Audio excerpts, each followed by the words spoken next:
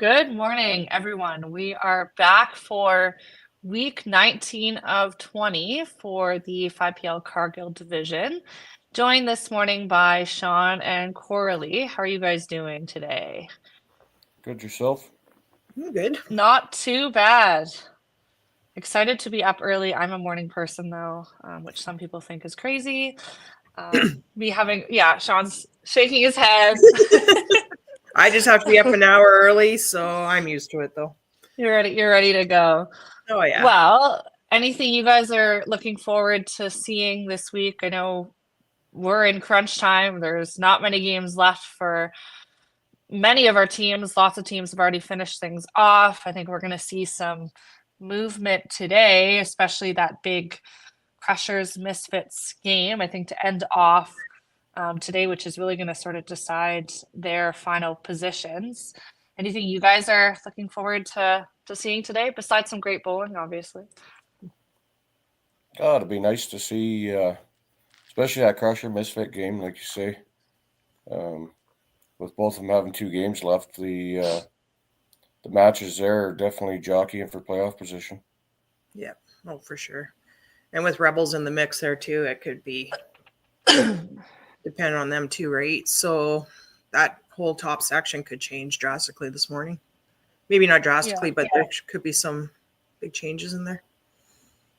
Yeah, I mean, I know Coralie and I were talking about this before we got things going, just about the Thunder and their sort of playoff position, what things are looking at like for them. And then the Rebels, obviously the Thunder are in pretty tough. Even if they sweep, that'll only put them at 48.5, which is, again, right on that cusp. And still with, say, the Carnage and the Roses with 2 more games to play next week. They're pretty tough. Again, the Rebels coming in with 41 points. There's some room for them to get up there in the top 5, although with, again, that Misfits Crushers game and then the Carnage and the Roses still having some matches to play, and even the Venom, it's going to make things kind of really interesting Going into that last week. Yeah, for sure. But yeah, it should be a good day all around, and who knows, may see a spoiler or two. We don't know. Yeah, that's always the exciting thing this time of year. You're like, okay, well, what if this happens or that happens, right? What could we see change with that kind of stuff? So with that, our matches today are the Thunder playing the Rebels. Then we have the Crushers playing the Rebels back to back. We have the Misfits signing on to play the Thunder. And then the Crushers are back with us again to play the Misfits. Again, I think that's going to be a highly anticipated game. Not that the rest isn't exciting. It certainly is. But I think standing-wise, that'll be really exciting for today. So with that, we'll bring our coaches in and we'll get into our first match here.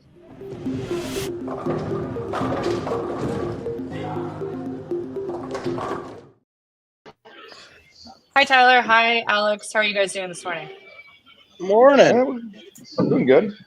I'm trying to remember. I'm like, is it still morning for you guys out in Quebec? But it still is. Oh, yeah. Still is, barely. But forget it. It's 8 a.m. for you guys in BC there, Tyler, and then I think 11 for you guys out east.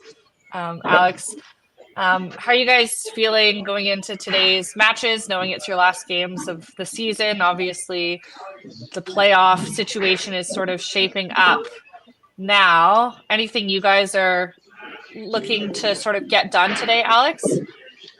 We obviously need 2 wins, but we're looking at, I think our magic number is about 13 points out of 60 is where we're sitting, just to give some work to the Crushers, because in the end it's going to be us Crushers or Carnage sneaking in, right? So we need to give them some work to do, and hopefully we play well. Yeah, and we'll see what happens with that. And then Tyler, what about you guys? Obviously in a tougher spot there, points wise. I'm assuming not exactly what you guys were hoping to be position wise heading into that last week, but how's the team feeling? What are you guys looking to sort of get done? For how last week went, it was kind of a little bit of bummer for us, but that's how it is for bowling. We put ourselves in that situation. So for today, it's just going to be any other normal league for us. We're just going to come out bowling and start shooting. Yeah, that's all you can do. We're looking forward for some good bowling this morning. So Tyler, what's your lineup looking like for this first match? The first match will be Kevin McAlpine, Daryl Hansen, Charlene Weege, Dustin Morrison, Tyler McLean, and on the bench is Caleb Silviak and Sylvia Bush. Awesome. And then Alex, what about you guys? It's going to be Benoit Saint-Laurent, then Guillaume Seguin, Erica Diamant-Lorrain playing third, Fred Martel playing fourth, myself playing fifth, and Maud and Eric Villeneuve on the bench. Great. All right. Well, best of luck to both of you guys, and we'll see you both after the match. Good luck. Good luck, guys. Awesome. Thanks Good so luck, much. guys. Have fun shooting. All right. I'm The still here. Caribou were. Oh, Tyler's still there. There he is. He's gone now. The Caribou were updating their cameras, so I think we're good to go now. Let's see. It looked like there was an earthquake going on as I was trying to talk, and I was a bit concerned, but that's okay. But we're good to go now. I'll just run through our lineups quickly.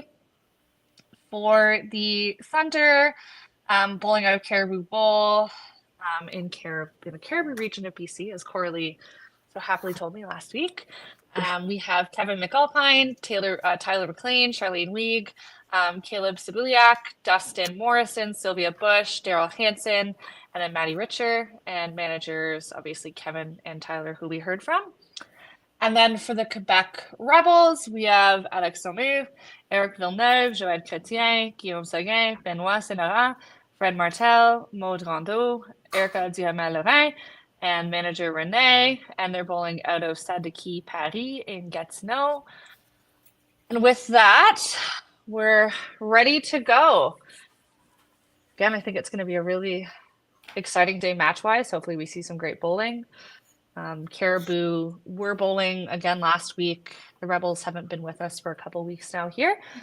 So certainly some exciting matches to come. And if anybody's watching the Rebels screen, the scores will total differently. Yes. They add like an extra 15 points on each ball or each frame. So, but it will end up properly in the end. I always forget that every time, and then someone reminds me that, they have those extra points that get added in for every frame. Yeah, the first time we saw that, we were very confused. You're like, When we played Quebec last week, their scoring was really weird. They Yeah. had a double up top, and the game, the score at the end was like 68. Yeah. Yeah. Yeah, it counts it It was really strange. You're out Yeah. I'm like, you don't know if you're.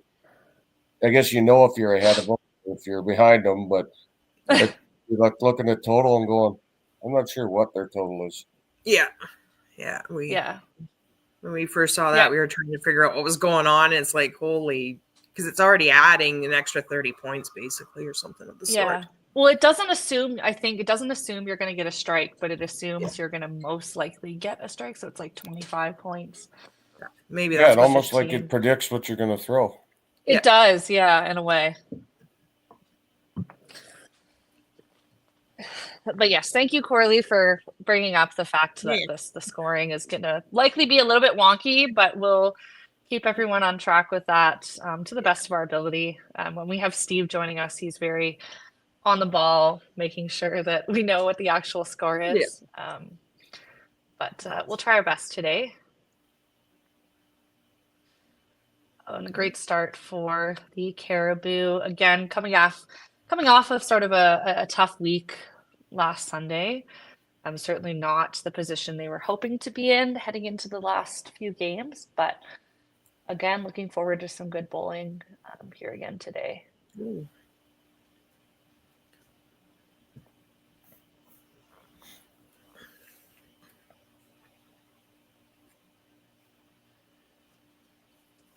Ooh, pardon me.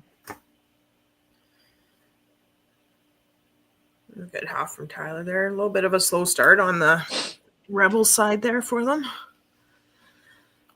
A couple punches already. Yeah, certainly, as Alex was saying, he knows what that kind of magic number is for them, hopefully to sneak into the playoffs. So likely some jitters on their sides, feeling a little bit tight, getting things going. But I know when Ty was joining us a couple weeks ago, he talked about, he said Quebec always finishes, and that is true. You can always expect that out of them. They'll get things going in the latter half of the game. Not to say they won't the start, but that's always sort of the expectation we'll have in any of those matches. And that's what we've noticed as well. Some of these teams, they're bringing it up right in the last half. You just don't know, right? Yeah, in this league, you have to be a back half player for sure, because that's where you need all your points. Yeah. But you don't want to be a slow starter either, because then you could be way behind the ball. Yeah. Yeah, you don't want to make your job too difficult in the latter half of the game, but you want to be good, well-rounded bowler, which I think almost everyone in this league is. Some people, though, definitely have that aptitude for finishing really strong. Gonna have to remind Alex not to walk in front of the score camera, because I don't think everyone wants to just look at his forehead.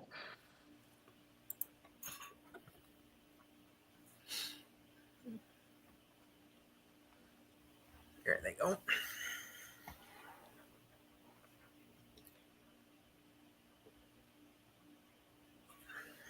Perfect. See if they can get something going on Rebels side here.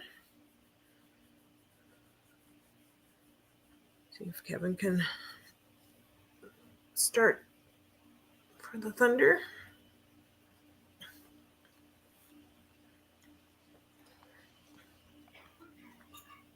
There's a good shot on both sides. Great shot. It's a great ball from Benoit. And Corley, I think you were taking a look at some of the averages earlier. Yes. I'm just bringing that up now. For Rebels. What was that? Sorry. I was going to say any sort of interesting numbers that we want to be aware of. Alex's high average on the Rebels with a 279. So that's with 92 frames in there. Oh, wow. Yeah. And just kind of going through here. I apologize for my little delay. And Erica from Rebels is also carrying like a 259, and that's 61 frames bowled. So they're up there. Yeah. Tyler's Erica's leading. been really. Sorry? Erica's been really solid for them this year. It's interesting to see her bowling in that third spot. We typically see her bowling lead off, but I mean, I'm certain there's a rationale behind that positioning. It's nice to see Benoit starting off as well. Typically, I know he'll come in off the bench, but yeah, she's been a superstar this year. Really solid. Can always expect her to throw a big game and to close matches when she needs to. So it was great to watch her this year. Yeah, I haven't really had a chance to watch them. Well, that's good to know. And then Thunder-wise, we have Tyler McLean leading the Thunder with a 274, and that's 92 frames bowled. So fairly even average-wise. Trusted Tyler, as we were calling him last week. Guillaume's got the high average on the Rebels. He's at 281. Oh. Yeah, he's just pulled less frames. I think that's the. Well, he's got less points. Less points. That's what it is. Less points. Yeah, because they put it in points on the points order. Yeah. I apologize. No, all good. Yeah, I think Guy has also been really, really solid for the Rebels. I think he's played 66 frames, I think. Oh, yeah, there it is. Yeah, they got it sorted as points. Nice half for Tyler there. And Kevin's carrying a 253 for the Thunder. So, Nice. Yeah. so they're all fairly close average-wise for the most part.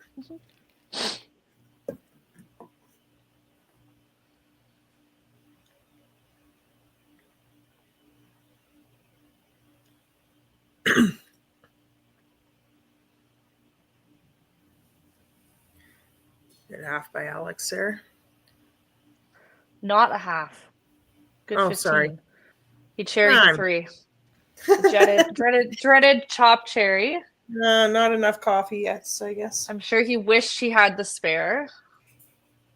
But it's, Well, you know me by now. I always make a blip or two during the match. that's all right. Doesn't need to be perfect. Nobody's gonna hold it Yeah. against us. No. Yeah, certainly the Thunder are looking to finish their season on a high note. Ideally trying to put as much space between them and the bottom and that relegation round. We were looking at it Yes. before in terms of the points, that they want to make sure that they're not at risk of having to deal with that, even if their season didn't go sort of the way they were hoping for. So looking to get some points today, looking to be a spoiler potentially as well, depending on how those matches go. So still lots to be playing for, that's for sure. Mm-hmm. Exactly.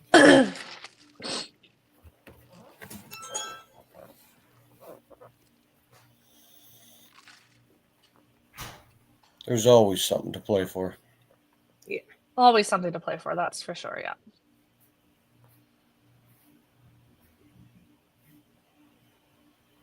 And I know oftentimes when you see sort of teams that know they're out of contention, you at that point can just sort of freewheel and throw those big games. There's definitely an opportunity to possibly see some spoilers, and then obviously having that motivation to not be in that relegation round. Yeah, and if you've had as a well. tough season, it's always nice playing the spoiler role too.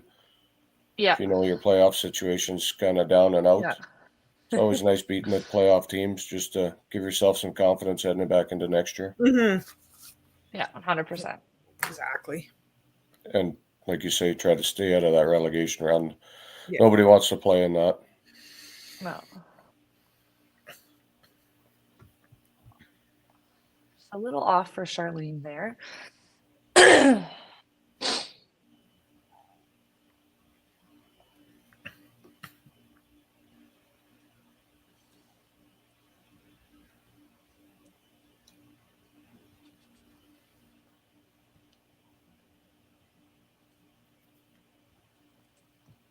Yeah, so if we take a look at the total for the Rebels, it's going to be counting in a little bit extra. It's going to be, I think, anticipating that they're getting the next strike for the double. I'm gonna do the math in my head. Yes. Yeah, it's Ran by the assuming. Rebels there. Yeah. Oh, definitely great frame for them. Thunder kind of slowing down here, but be looking to Dustin and trusted Tyler, as we've been calling him, to pick things up as they head into that fourth frame.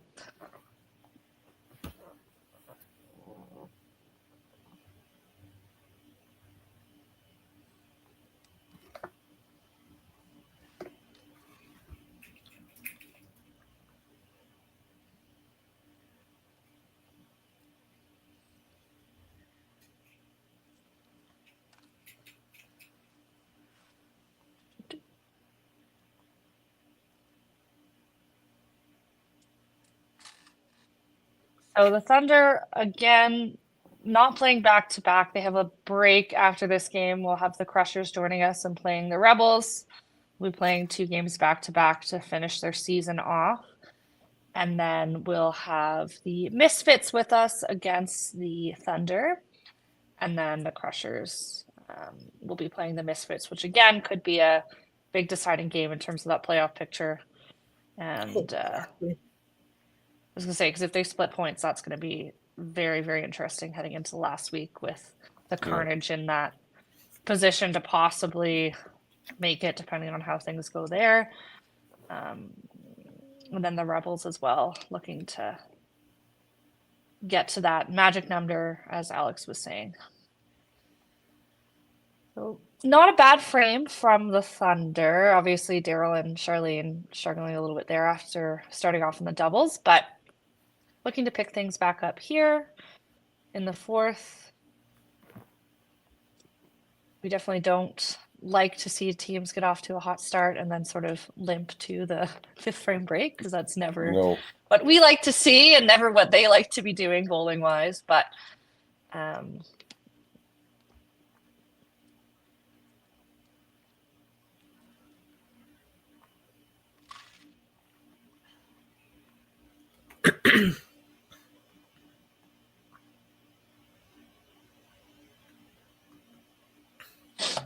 nice half for Kevin there. Certainly be happy with that.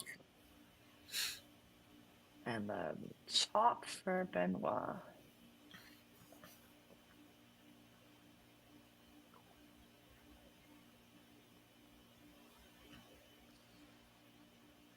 And Daryl looking to get back on the marks now. Definitely not what he was looking for.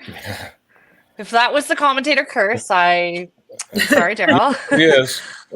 Hey, I didn't want to say looking to get back on the middle because he's on the middle. Yeah. Yeah. Maybe it was a little bit too much on the middle.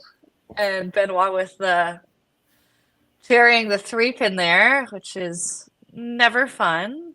Nope. I never knew that chairing the 3-pin was a thing until I moved to Alberta. Growing up, I don't know, I asked my mom, I was like, Mom, why did you never tell me chop-offs were hard? And she said, I didn't want to psych you out and get in your head. Scare ya? He's like, of course they're hard. I just didn't want to tell you. Not if you ask Gino. He says they're the easiest spare in the game. Oh, really? You know, that's Gino though. Yeah. So every time he misses one, you got to give him a hard time. Oh, I Okay. can imagine. Yeah, no. Drop-offs and myself are not very good friends. We have a love-hate relationship. Oh, another good ball for Charlene to get back on the middle. Yes, I mean, matches are relatively close here, except for that second spot with Guy having an open frame the first with that unfortunate head pin, and then just a nice little turkey. And Daryl sort of having that right miss and then that split. But otherwise, we're relatively close.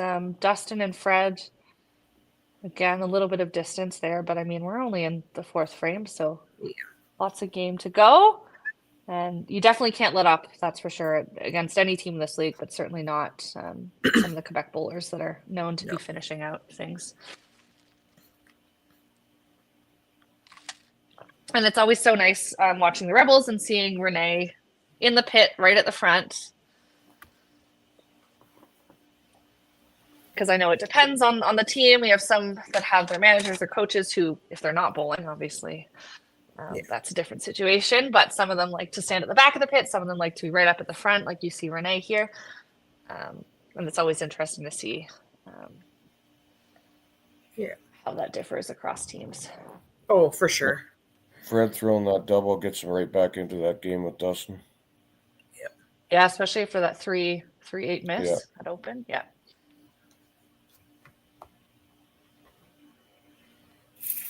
Another good shot by Alex.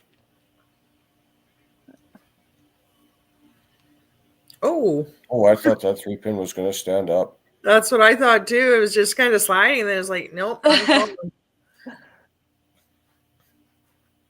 There's all that talk about chop-offs. Like, Yeah. no, Yeah. actually, I'm going to give him a corner instead. Be kind. Won't cherry it. Yeah. Yeah. You can't cherry it if it's not there. That's right.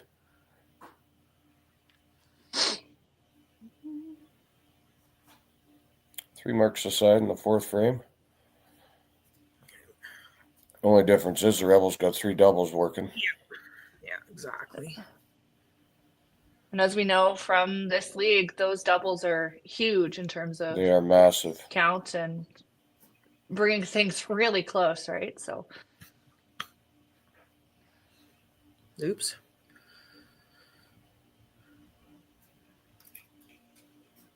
And that's an even match up top there right now as well. So Yeah. No gimmies yet.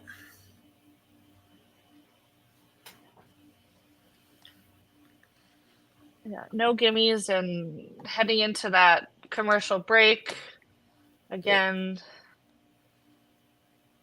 It's always interesting to hear what different teams do on that commercial break.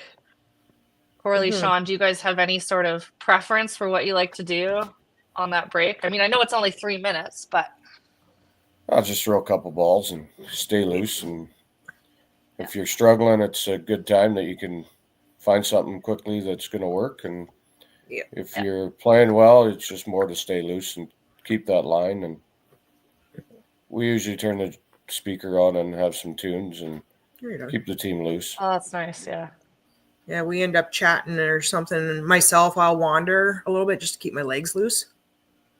And then depending on the scenario, I'll go down, maybe throw a ball or two. But a lot of times it's just for me just to kind of wander around and regroup if that's the case.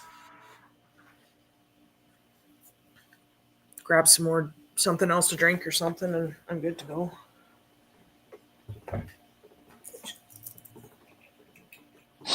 So Guy with that unfortunate head pin there again, ending that little run. Still, I mean, that match is still really close, especially with Daryl's open in 5, but probably not what he was looking forward to throwing heading into that break. But we know all of these folks can bounce back, that's for sure. Yeah, oh, for sure. Yeah, both matches up top are pretty close. Yeah.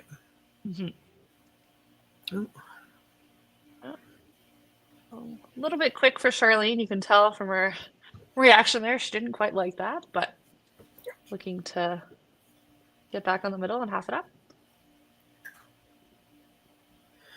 I was going to comment too on Erin with her being on the same foot as her throwing arm. We have one that bowls like that as well, but she's left-handed and throws goofy off footer.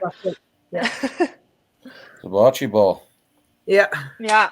Bocce bowlers. Yeah. I would throw that right off my ankle. Yeah, I hear you. Yeah. Like I would break my foot. It'd force you to get the ball out on the lane, that's for sure. It would. Yeah. Because if not, it's gonna hurt. Yeah. Yeah. No, there's been another times great ball from Fred. Yeah. There's been times where I've been asked to throw left-handed just because. I'm like, nope. What do you mean you've been asked to bowl left-handed just because? In what situation? She's like 5 PL. My coach is like, yeah. No, not in this for sure, but league-wise and that, there's certain things. They're like, throw left-handed. And no. If you're going for a strike pot or something, depending on who it is, they'll try to throw left-handed or whatever. And I've been other events too, local and that, where they tried to get me to throw bingo bowl and stuff. Yeah, that's fair. Like, no. Do you want to see me trip? Sure. Yeah. I was like,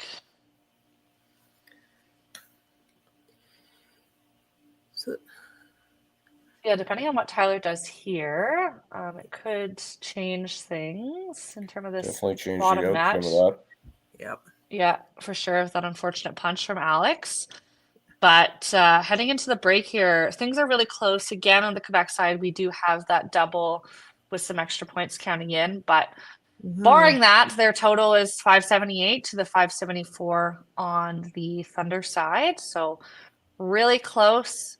Very close. Lots of matches. Very, very close. So be looking to see how things shake out in the second half.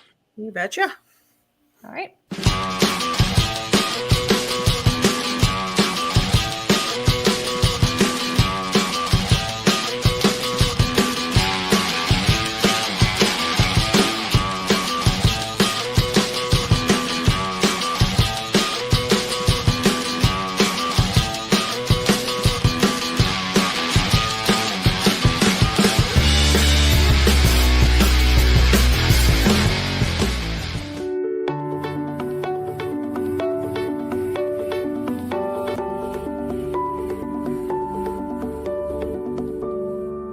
Cargill is proud to be supporting a truly Canadian sport like 5-pin bowling.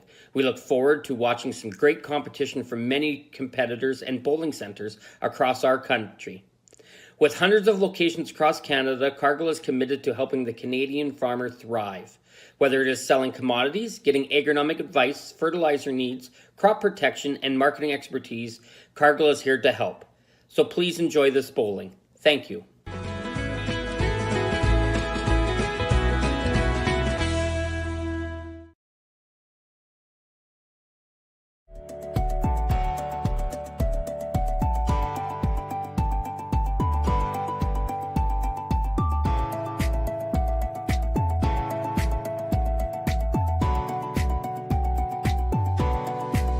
Financial freedom begins with financial literacy.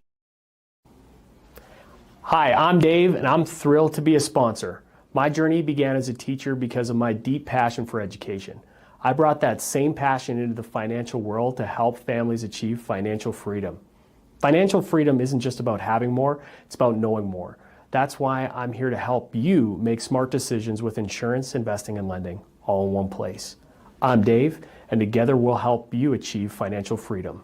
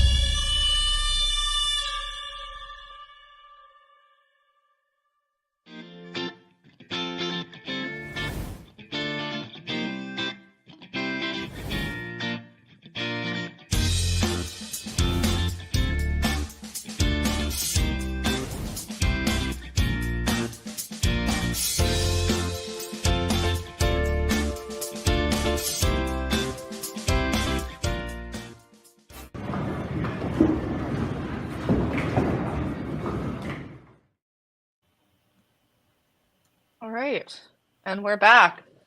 See Guy throwing some practice balls there after we talked about what people do on their break. Yeah. So it's funny. It's like I could see the behind the scenes of what's actually happening and who's throwing balls. But Oh, for sure. now, when you guys play, is there like open bowling happening in the center as well, or is it usually just you guys? We're lucky enough that they don't open till usually noon, but when we play Pro League, they don't open till after we're done. Okay. Oh, that's great. We That's did nice. have some kids in there. They came for a birthday party the one week that we had to play 3 games, and they were sitting there. And I said, I can't wait till Eric throws a strike and comes off screaming and scares one of these kids. And sure enough, he threw a strike, and all those kids just sat at the table, watched, and were just totally invested. Right on. So it was pretty That's cool what we to love watch. to see. Yeah. Yeah. Oh, for sure. They Now sat we there and cheered us on. Yeah. Oh, that's good. Yeah, we're usually we're just there on our own till about noon. That's nice. Yeah. But with parties and that, they start coming in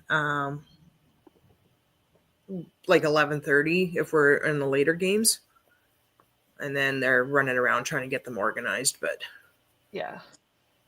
I hear from Tyler here with the Thunder that they're closed to the public until after they're done their games. well, that's good. I asked because talking to Steve with the Mayhem at Nebs, oftentimes they'll have like birthday parties and kids running around screaming. And I'm always like, oh dear God, are we going to see a child run into like the 5 PO bowler or something? Yeah. Horrifying. And I know Sherwood's the same thing. They're packed. Yeah. And Money Dune's packed, and so it's tough to have a center to your house to yourselves when you're got that many lanes in there. Yeah, especially some of the teams out east, right? If they're bowling later in the day too, right? That's prime time. Well, when we played Masters, there was at Bonnie Doon. There's a kid. He turned one of the wraps sideways and pushed the ball down. Oh and my went God! through underneath all the ball returns, and it went across like 4 sets of Masters lanes, and everybody just watched the ball. Oh, But geez. I was worried because Oh my Gina God. was beside me, and I thought, he was going to trip on the ball because he was going to throw. Yeah. So I Oh my God. I kind of cut him off to get the ball, and he kept going and threw it. But Oh boy. Oh, we have a sub. Maud is going in for Erica. Yeah. We were down at the Open last year. I think it was last year, and we had some open bowling over in another. We were at Scottsdale, and they had open bowling happening with the 10-pin side while we were still doing our open event. And there was a young girl that came running across and tried to take a couple of our bowling balls off our lane, right in the middle of our It's like, match. oh, but they're so pretty. Yeah. Exactly, right?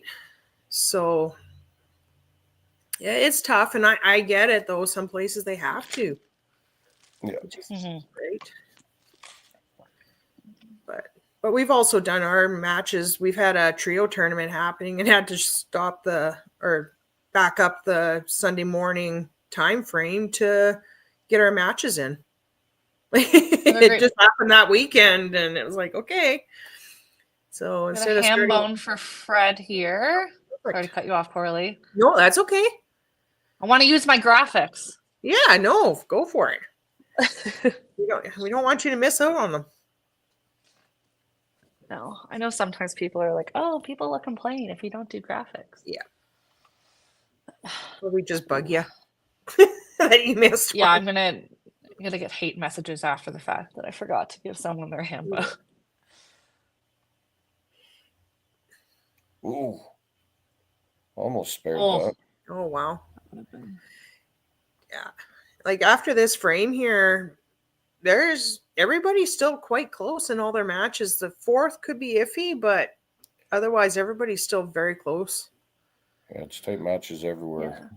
Like you say, that fourth match is starting to pull away with Fred throwing the ham bone. But yeah, this will be an interesting second half for sure. Yeah, we know everybody can throw strikes. It's just a matter of when those strikes come and how things sort of shake out when the strikes don't come.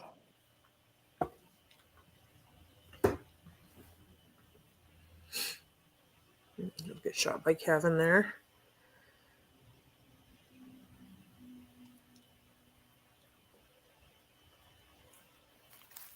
All right. Ben matching them.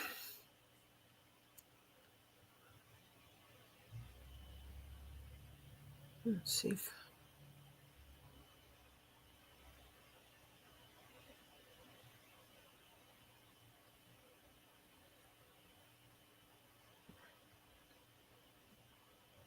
Ooh. Darn chop off again.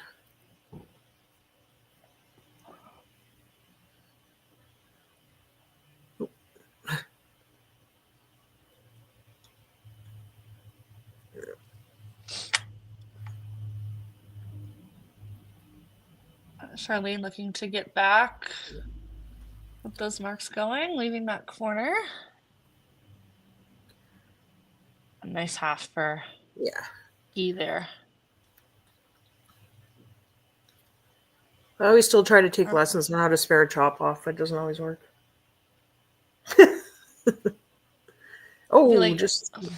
What's that? Coralie looking for a chop off coach.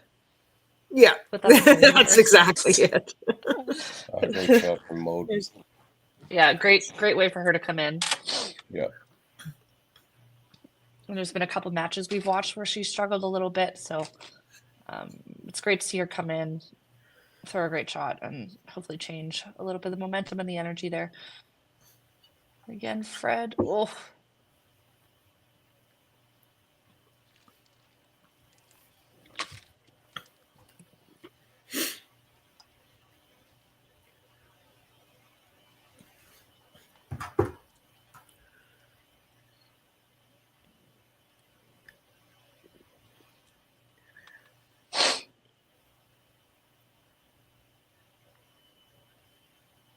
Oh, that was a good ball by Justin there. Yeah, great ball by Dustin. That 3-pin again did that little slide. Yeah. Just plopped over into the channel. Didn't take that deuce, but certainly makes this match interesting with that head pin, Especially if he depending on spares this. if he spares this. No, it's Again, definitely right a on the close nose. match. Yeah, it's a very close match now. And Alex is looking to get back on it here. A little bit quick. Ooh, head pin on Tyler's there too. So, Okay. oh, It looks got a like we're getting sub. another sub here. And we have Eric Villeneuve coming in for Alex.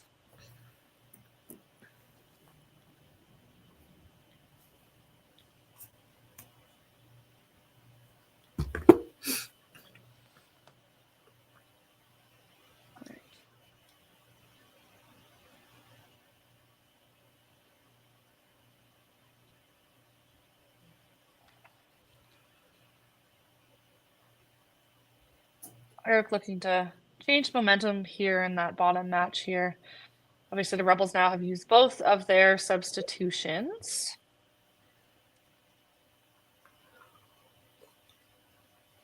And then Thunder still have theirs. Yeah.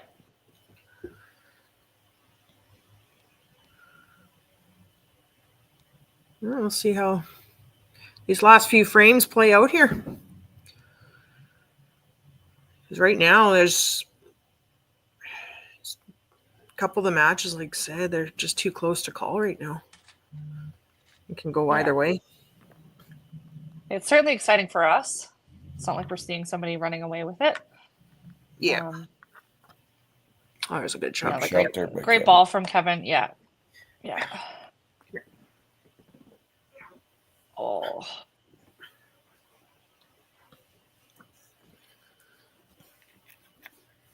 So that first match now, Benoit is going to be in for a little bit of a tougher time here into the 9th and 10th frame. I mean, certainly not gone, but he's in a tougher position now with that head pin.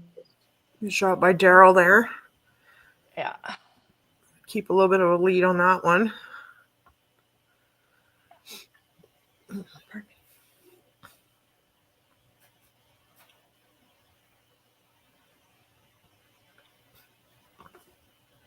See if Charlene can start it up again.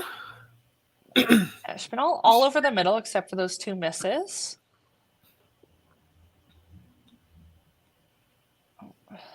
Not quite. Commentator curse. Commentator curse. Sorry. Maybe.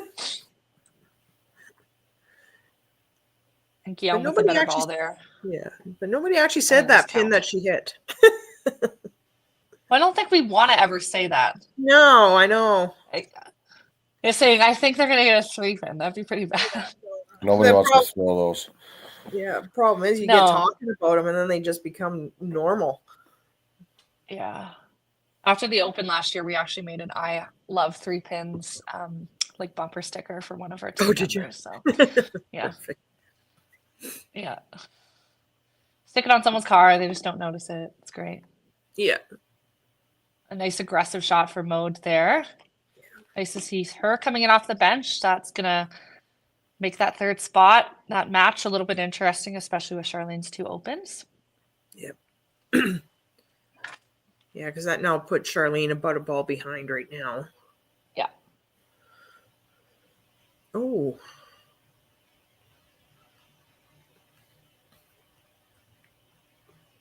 Starting to press maybe a little bit. Good shot by Dustin there.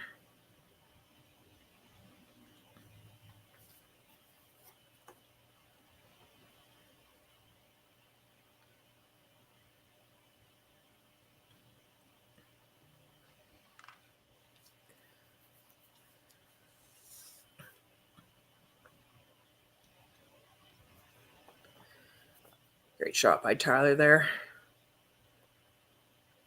Let's see if Eric can match him with that. You get something going in that last spot there. Yeah. Again, we had Eric come in for Alex for the last 2 balls in frame 7. So his first full frame on the middle, but not a chop off. Doesn't have to worry about sharing the 3 pin.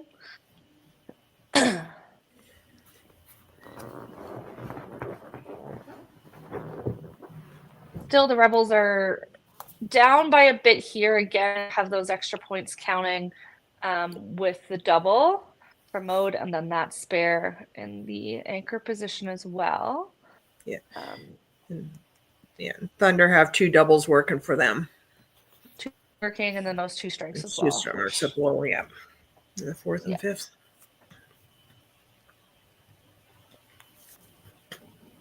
So Benoit looking at my 9th frame to bring things hopefully a little bit close, and a great ball from him there.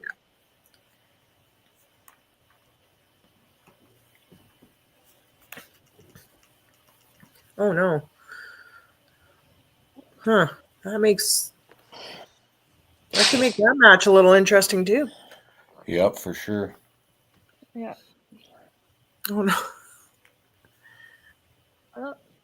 Just wondering if they're starting to push just that extra little bit. Yeah. Yeah, trying to seal the deal. You tend to do that. Yeah.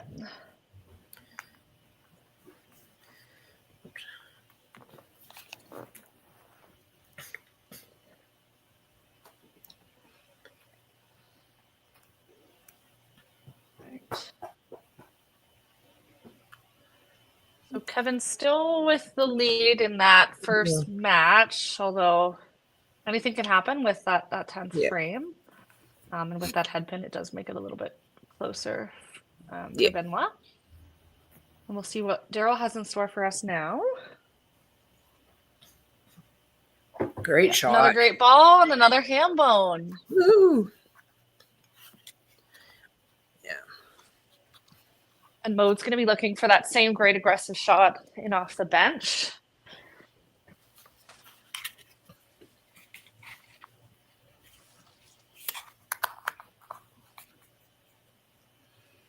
There it is. Great shot.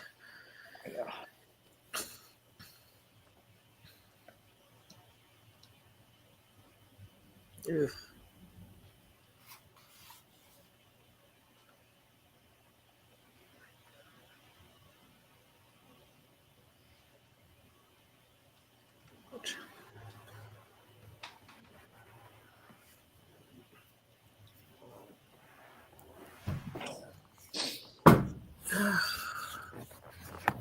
Yeah, with those 4 opens for Charlene, although she's been on the middle, that's certainly going to make things a little bit more interesting and a little bit easier for Mode coming in off the bench for Erika.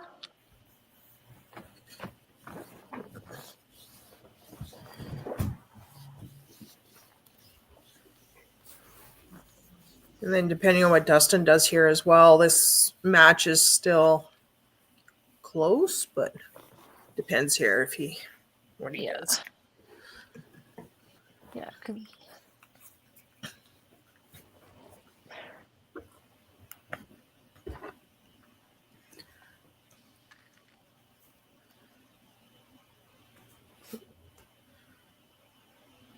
little bit off for Eric there. Here's a shot by Dustin. Another great ball from Dustin. Yeah, for sure.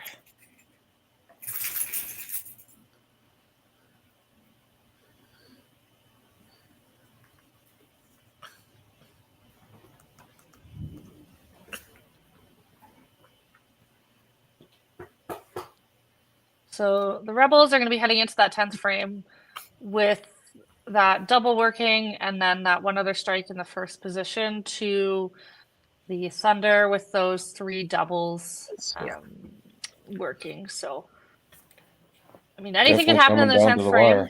Mm-hmm. But, yeah.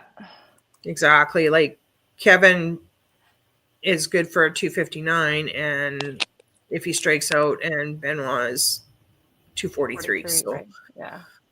It all depends here in these last balls. makes it interesting for us and exciting It for does. us to watch. Oh no. But Okay. I know they don't. The bowlers don't like it to be interesting. We never like No. it to be interesting. No, we you just want want- to have our matches locked up. Yeah. You want them locked up by now. Yeah. And with that, It's going to go to Kevin there. yeah, just gonna go to Kevin.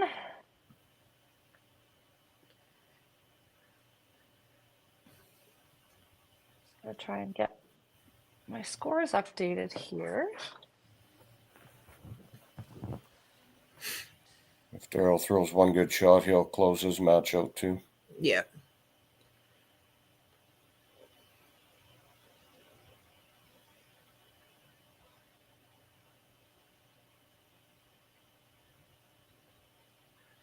Yeah, he needs at least the 1 mark. Yep.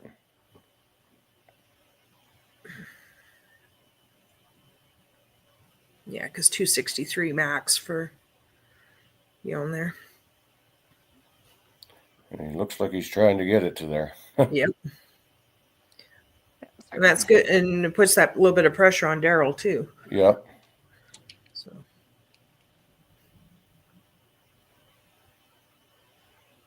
there it is. Yep.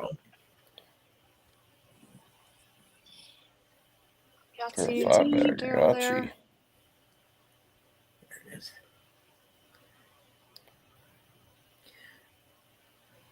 That was a good finish for Guillaume there. Yeah. Give him something going into the next game. Mm-hmm. Exactly. Yeah, and I mean, he just had those couple head pins, right? Yeah. Early on in the match that kind of.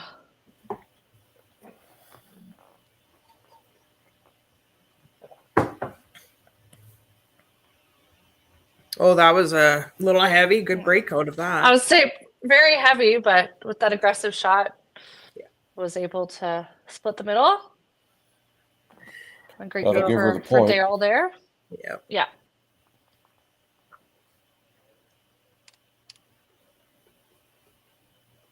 Oh.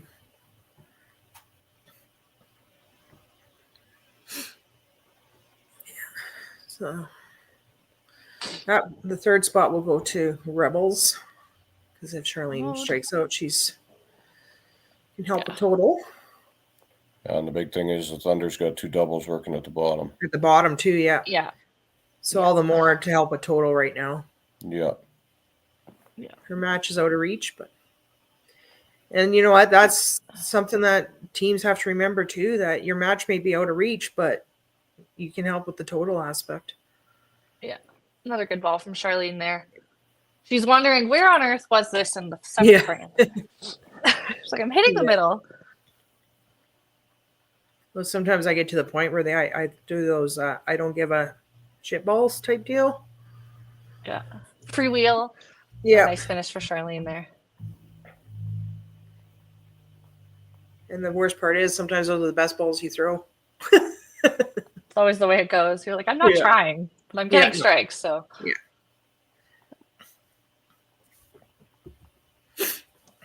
And we have Dustin. Obviously has that match sealed up here as well, barring anything absurd happening.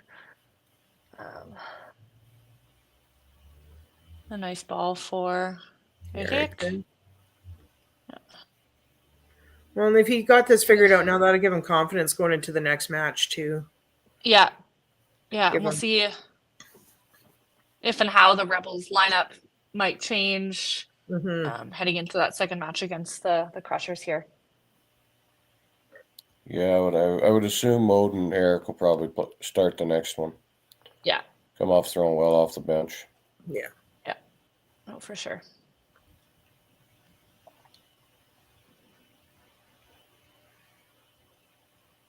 Well, definitely looking. I think we're gonna have a 7-1 split here. Not the way I'm sure the Rebels were looking to start their day. Nope. But again, having a couple folks coming in off the bench and throwing really well. Yeah, another good ball for Tyler.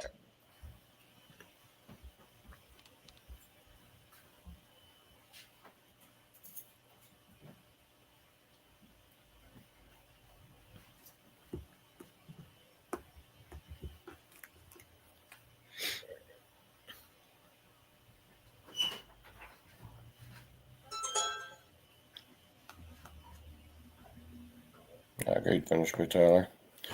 Yahtzee. A little Yahtzee for Tyler. So again, we have the Thunder taking 7 points to the Rebels single point, with a total of 1347 to 1144. I'm sure the Thunder are very happy with that. The Rebels probably not hoping to start their day in that manner, but the Thunder definitely bouncing back from a tough week last week. That's for sure. Oh, that certainly makes things a little bit interesting as we look at the standings here. Let me figure out where they are.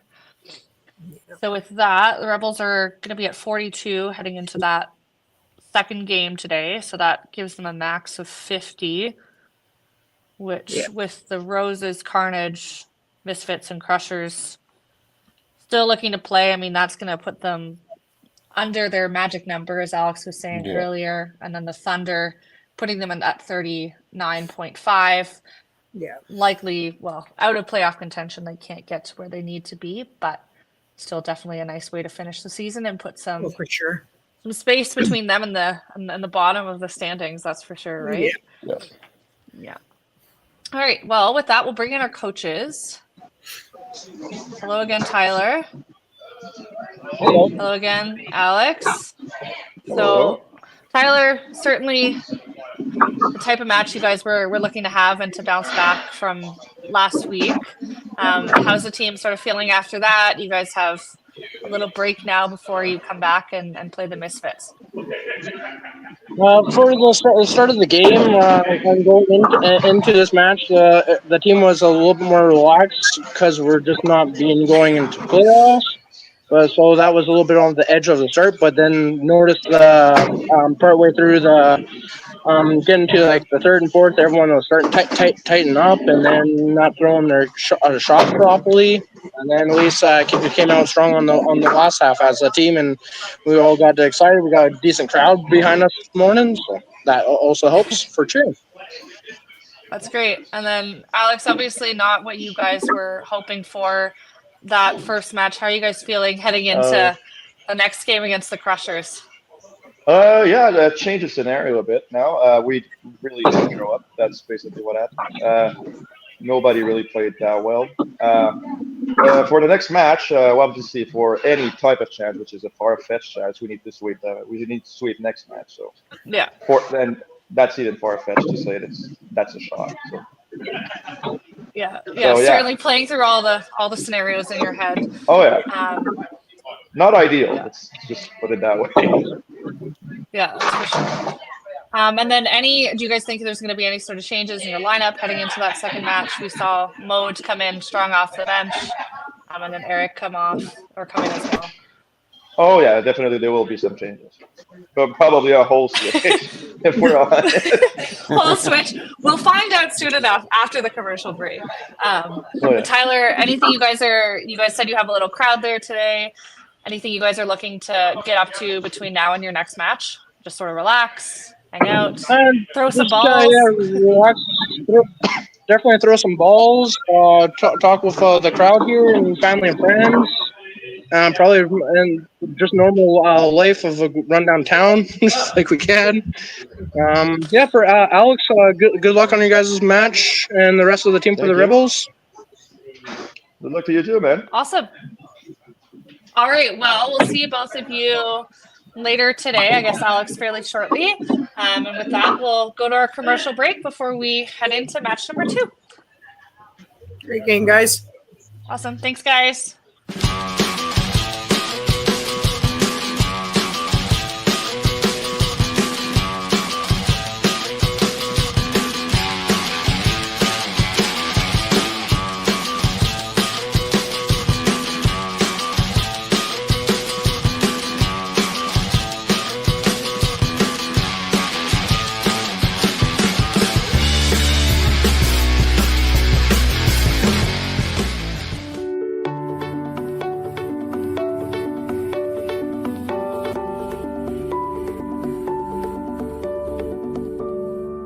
Cargill is proud to be supporting a truly Canadian sport like 5-pin bowling. We look forward to watching some great competition from many competitors and bowling centers across our country. With hundreds of locations across Canada, Cargill is committed to helping the Canadian farmer thrive. Whether it is selling commodities, getting agronomic advice, fertilizer needs, crop protection, and marketing expertise, Cargill is here to help. So please enjoy this bowling. Thank you.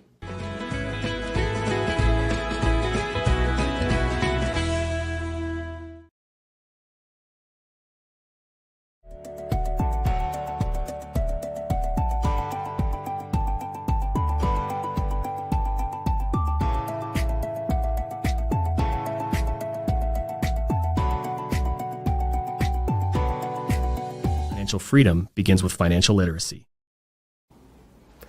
Hi, I'm Dave, and I'm thrilled to be a sponsor. My journey began as a teacher because of my deep passion for education. I brought that same passion into the financial world to help families achieve financial freedom. Financial freedom isn't just about having more, it's about knowing more. That's why I'm here to help you make smart decisions with insurance, investing, and lending, all in one place. I'm Dave, and together we'll help you achieve financial freedom.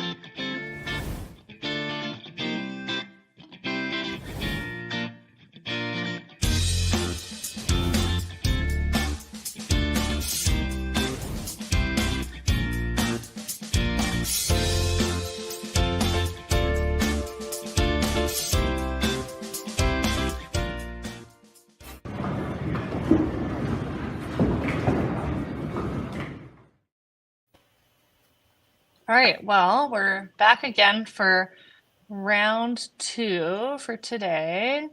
Again, just looking at our match schedule, we have the Crushers joining us against the Rebels, who are looking to bounce back after that tough first match. Any comments from Coralie or Sean on what you guys are looking forward to or looking to see here? I mean, the Rebels are obviously I'd expect the Rebels now, to come out stronger. Yeah, They ran into a bunch of headpin trouble last game and made a couple pulls, and a couple people that came in played well. So I'd expect to see them in the lineup, and hopefully that boosts them to play a little better than the last time. Yeah.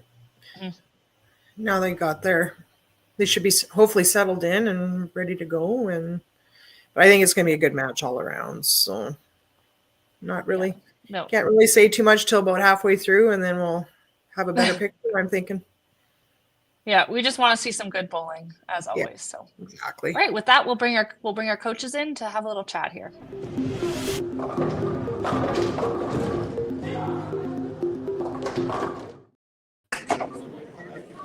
All right, Alex, we're seeing you again. It feels like it was just 2 seconds ago. And then Harvey, good morning. How are you? Morning.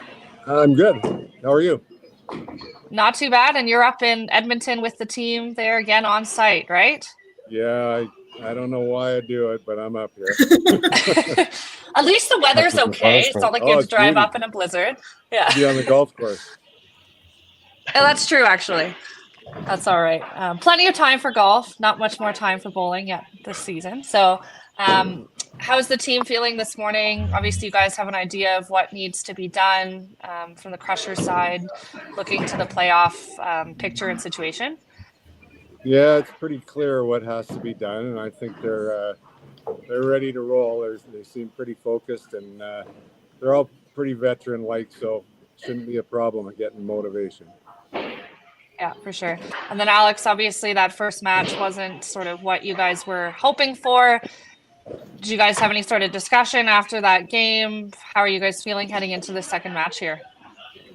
Yeah, well, I didn't have much time to talk because I was there. I was here 30 seconds ago, but yeah, I know Dave talked, and they've came up with another lineup now. Hopefully it goes better than the last one, and even if we're not making the playoff, at least finish it on a good note, at least. Yeah, for sure. So, So Alex, yeah. So what's that new lineup going to look like for you guys? so it's gonna be Joel, Guillaume playing second again, Maud playing third, Yeah. Fred playing fourth, Eric playing fifth, me and Erica on the bench. Okay, great. And then Harvey, what about you guys? We're going to have Maddie leading off, Gary second, Tim is third, and Katie is fourth, and Carrie will be on the bottom, and then Dexter and Kate will be on the bench. Awesome. All right. Well, best of luck to both of you guys, and we'll chat with you further after the match. Thanks, guys. Good luck, Alex. Good luck. Play well. Bye, guys. Thanks so much, guys. Bowl well. All right. So just to run through our lineups again here, for the Crushers bowling out of Sherwood Bowl in Edmonton, we have Carrie Kreitz, Dexter Wiseman, Tim Wiseman, Katie Rayner, Caitlin Ayub, Gary Baird, and Matt Schultz. Again, manager is Harvey, who's up in Edmonton this week with the team on site. And then for the Rebels, again, we have Alex Somer, Eric Villeneuve, Joël Chrétien, Guillaume Seguin, Benoit Saint-Laurent, Fred Martel, Maud Rondeau, Erica Duhamel-Lorrain, and they're bowling out of Sadiki, Paris in Gatineau. And then they're managed by Renee. And then if we just exit out of that, we're ready to go. Hoping to see the Rebels come out strong here in this match. Certainly not the way they were looking to start their morning.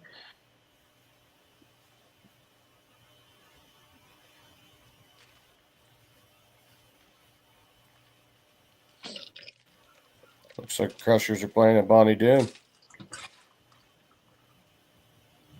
Oh, Yeah, I think the last time I saw them, were they playing at Bonnie Doon last time? I think there's something booked that was at Sherwood that they had to move all the teams this weekend to Bonnie Doon. Yeah. Yeah, so I guess then we should be seeing the Misfits playing at Bonnie Doon as well then? They play out of Bonnie Doon. They do anyways. I never remember. I watch too much bowling. I can't keep track. Mexican and the Misfits play at Bonnie Doon. Okay. Yeah, so I guess Shine is also playing right now then as well, because they were second match in the Schwartz division. So.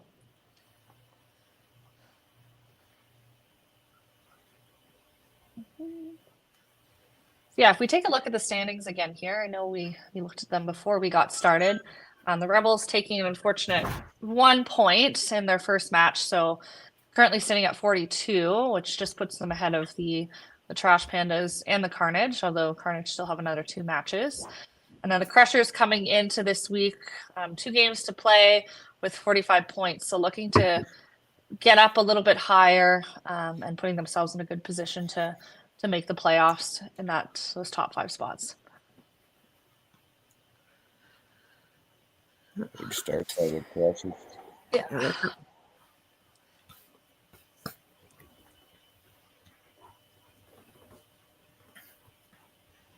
Certainly expecting them to come out strong, throw some great balls. Another great shot from Mode.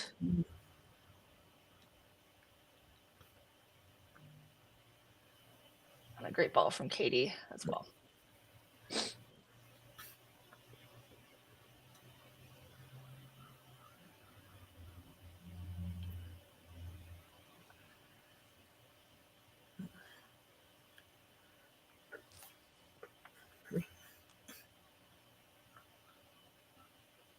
there it is. Great way to start things off for the Crushers. They would not be expecting anything less than lots of marks being thrown up early on. That's for sure. And a couple head pins on the Rebels side. Hopefully that's not going to be the trend for this game.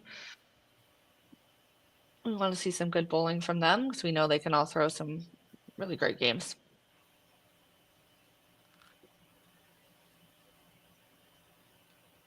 A good shot by Eric. Yeah.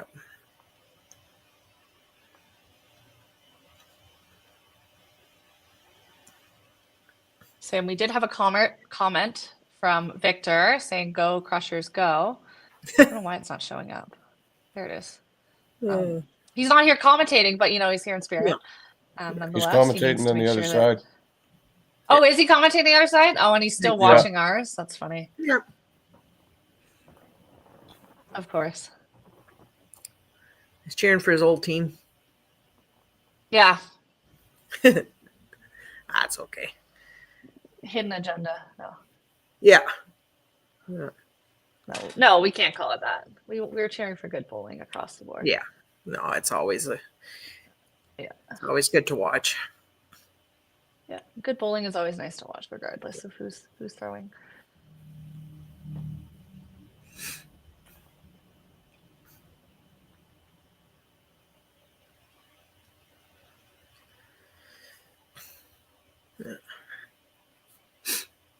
And now this time of season as well, everybody's gearing up for their open provincials, and if they haven't already, some provinces I know are different, but I know like with us in Alberta, they're coming up here in a couple weeks' time.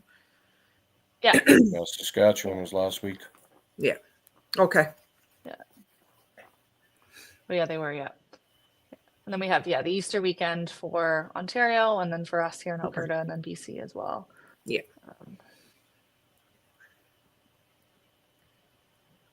Yeah, lots of stuff coming up here in the next little while for lots of the teams, right? Yeah. Oh, for sure.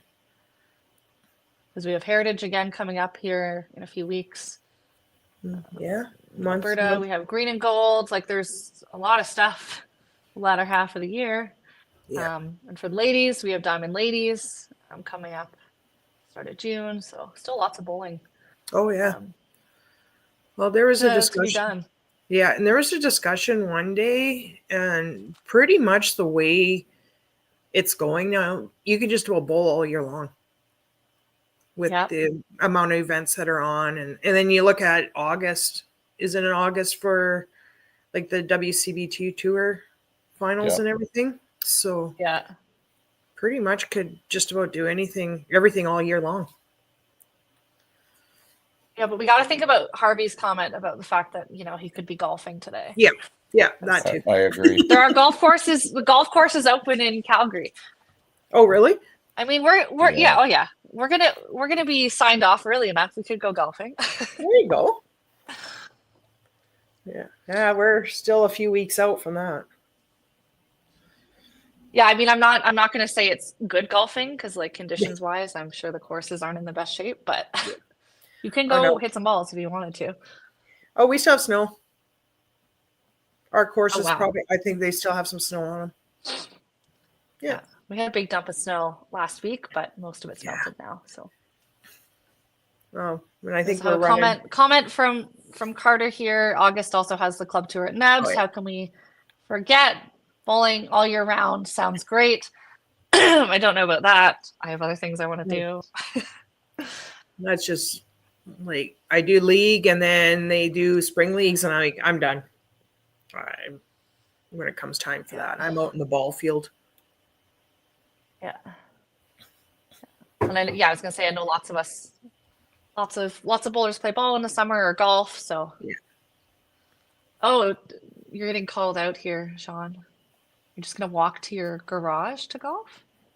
Yeah, I got two. Do you have a sim? I got two. Okay. Why do you have two sims?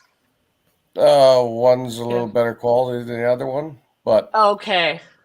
The other one I have for my friends because I don't have enough room in the garage I need 13 feet from the mat to the screen, and I don't quite have that much room. So I can play on it, but some of my buddies can't because it just doesn't. Not going to subject your buddies to it. Yeah. No. So I give them the one that actually they can play on. It's a big shove and carry at the bottom. Yeah, great ball from Carey there. And Derek's not wrong. I'll probably go up there after. Oh, okay. Yeah. Why not? Hey, you may as well. sim golf is always fun. Real golf is better, but certainly sim It golf is a is. nice to have that It's- opportunity and that option. It's just nice to have it during the winter so you can keep your swing going. Yeah. Yeah. Yeah. Great shot by Maddie after the Great ball. head pin in the second there. Head pin, yeah. Joel's going to be looking to get some marks going in that first spot, just with Matt throwing some great balls, and nice half for him there.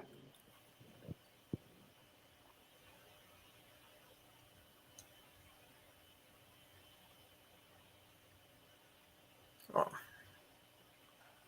Nice little slider with that 3-pin plopping over. Another big shot by Guillaume. I was doing some average snooping as well. Carrie's averaging 274, Tim 267, and Katie 264. So, and Matt's not too far behind with a 256, and Gary's 258. So, yeah, no, certainly some great bowling from their team as a whole this season. I mean, you look at the playoff picture, and it might not be as many points, but yeah.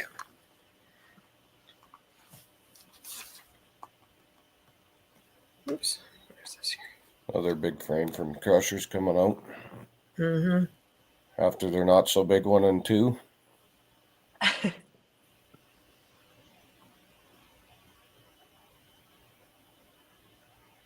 Great shot by Carrie. another.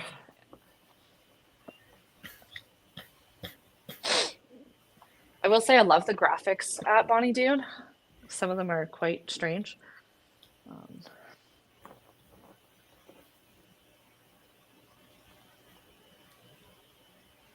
And another good ball from Mode there. Same great aggressive shot to keep the marks flowing. And a great ball for Fred. Fred's found the side of it again. Yeah. Yeah, after a little bit of a tough finish for him the last game with a few unfortunate head pins, certainly looking to come out and throw that great shot again. Yeah. And get some sticks.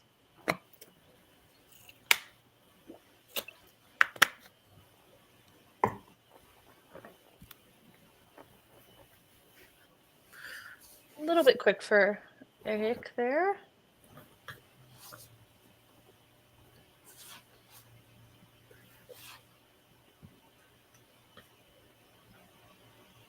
There it is. Good half. Good cleanup there. Yeah. It's a good frame for them.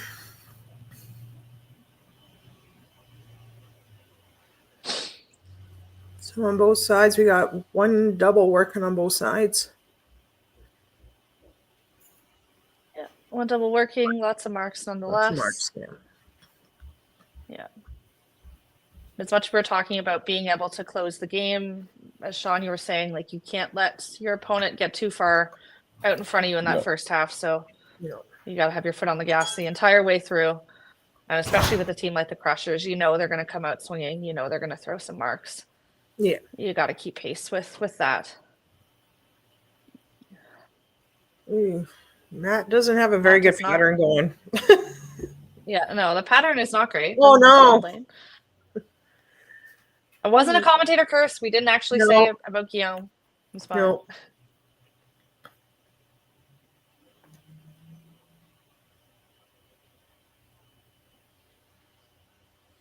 No. Interesting.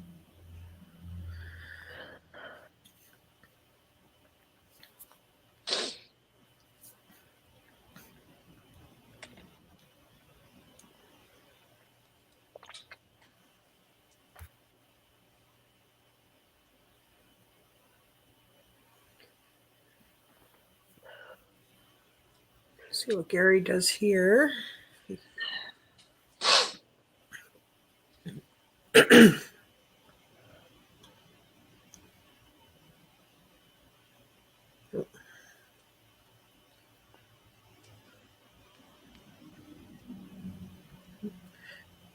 Oh, just a little rush there.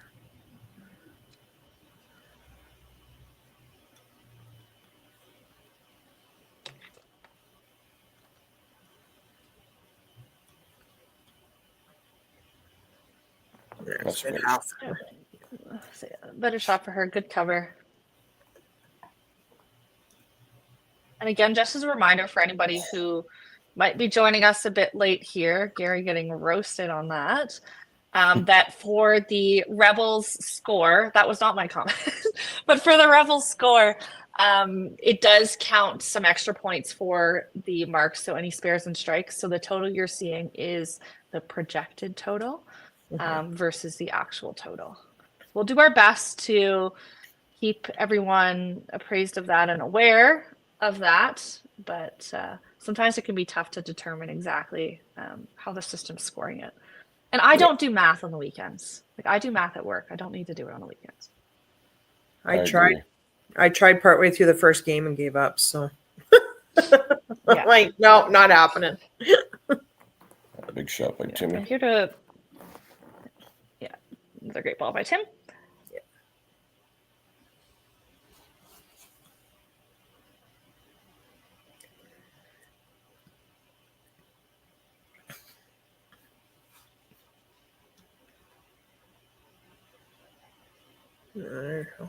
Good shot by Katie there.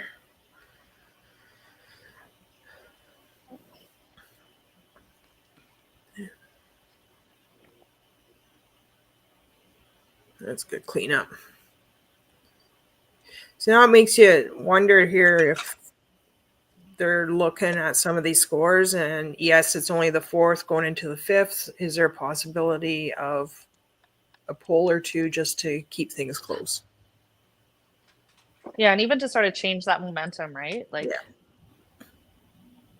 sometimes it's less about scores, more about the momentum, and if you think that that might change things for the team as a whole.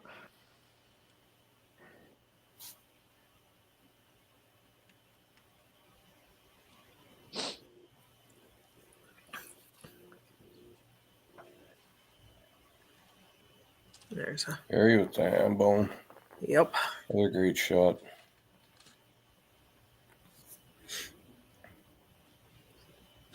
I'm gonna do my graphic for Carrie.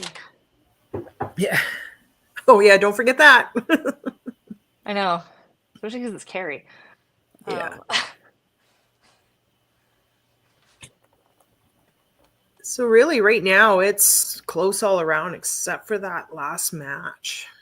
Starting to turn into a bit of a run there, but that could still change too.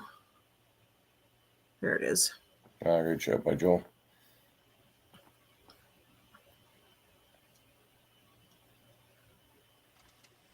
Shot by Maddie. Very interesting pattern for Mm-hmm. He'll definitely be looking to not make the same pattern that he's got going. Yeah. Break Going that into the streak. break. Yeah. Yeah. You get something to change there.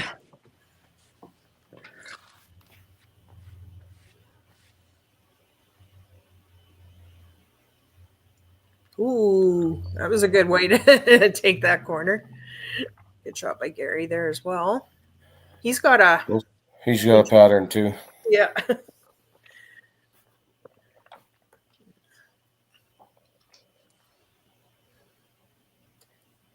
Yeah, the first two matches are within a ball of each other. Great shot. Another great ball from Mode. Yeah. Looking to stay in that match, even with Tim throwing some strikes there. Yeah.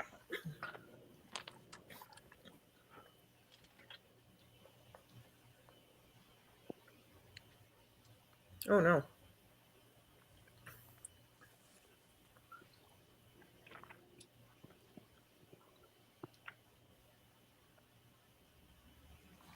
Not a good cover for Tim there.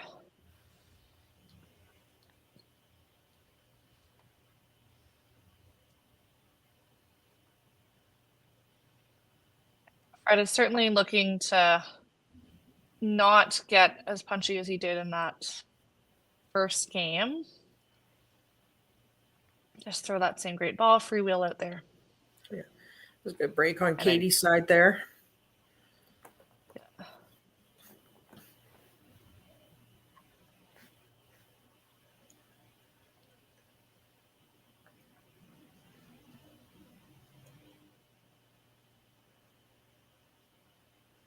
Yeah, Eric kind of needs a mark here to kind of try to stay in this match. And yeah. Commentator curse. Sorry. I mean, we didn't say it was going to be a head pin. We just said No. a mark. Just need a mark. So, a mark. Thanks, Not that's not a mark, but Tougher to mark with that. Yeah, there's another Yeah. good strike right there. yeah, good ball for Carey for that Yahtzee. So, Wow. So going into the break here, it's close all around, and only one match that's kind of taken off a little bit, but otherwise everything's close. What do we got? Yeah, for 606 sure. to 611. and again, that 611 is including that double and that spare and that strike there. So, a little bit less than that. Yeah. But we'll see how things shake out in the second half here, and we'll go to commercial break. Perfect.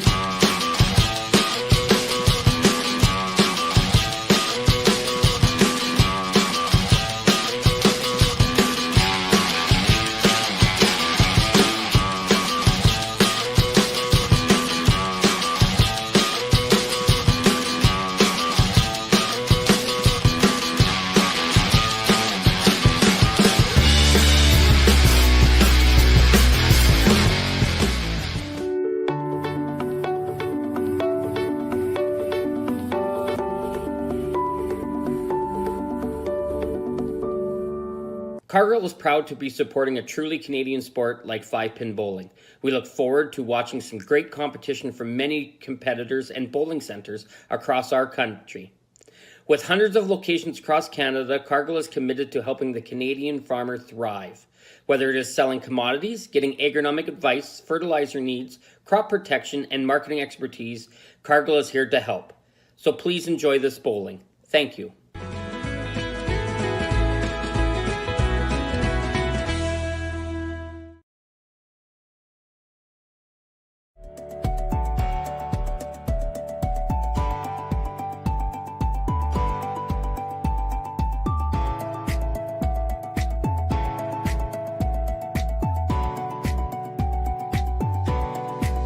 Financial freedom begins with financial literacy.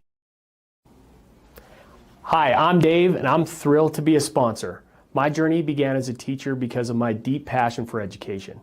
I brought that same passion into the financial world to help families achieve financial freedom. Financial freedom isn't just about having more, it's about knowing more. That's why I'm here to help you make smart decisions with insurance, investing, and lending, all in one place.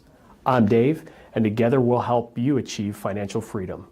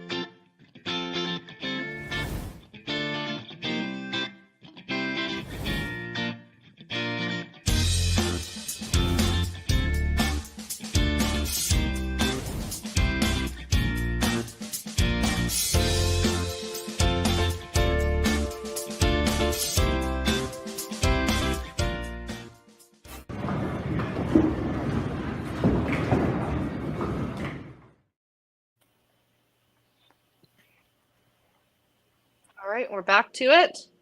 Dexter's still throwing practice balls? Nope, he's done. Nope, you've had enough. Yeah. You realize I don't need anyone to watch me throwing practice balls. Want to watch the real bowling.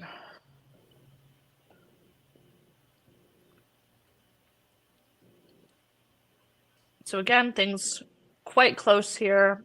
A few more marks working, obviously, on the crusher side, but things are still really close. Joelle with the turkey. Matt's still keeping his streak alive. Continuing the pattern. Oh no, just a different version this time. Oh, we got an extra pin. Okay. Yeah.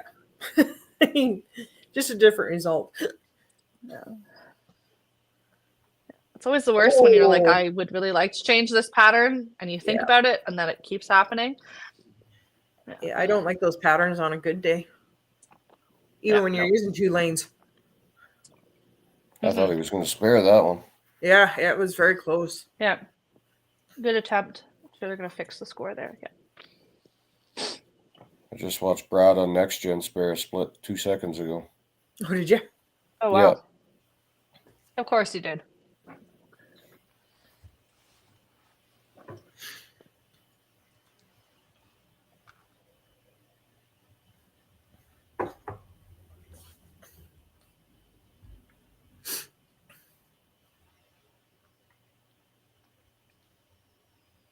Oops. Gary fixed his pattern. Good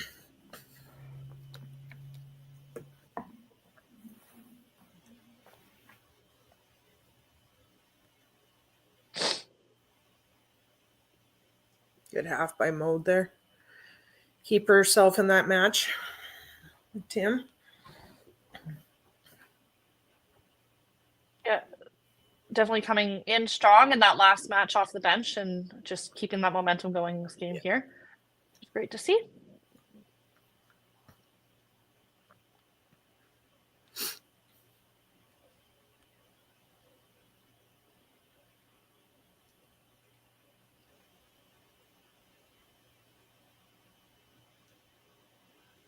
Oh, they're readjusting their camera.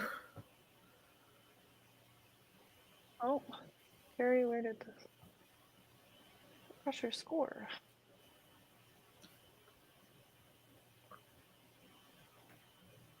I don't know if somebody's adjusting it on their end or. No, it is on their end because it just disappeared for me. Okay. So at least we can still see the.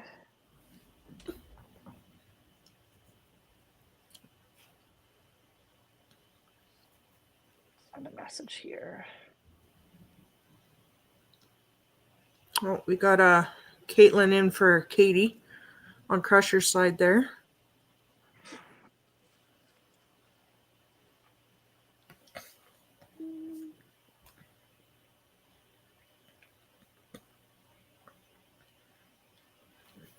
Alex is going in for Eric. Yeah. So we got spares going in on both sides.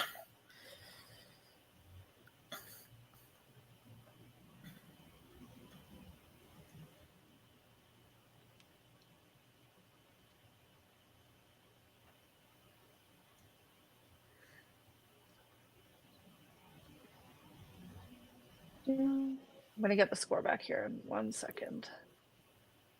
I think their second camera just went down, so I'm just going to crop the. Oh, no. Oh, no.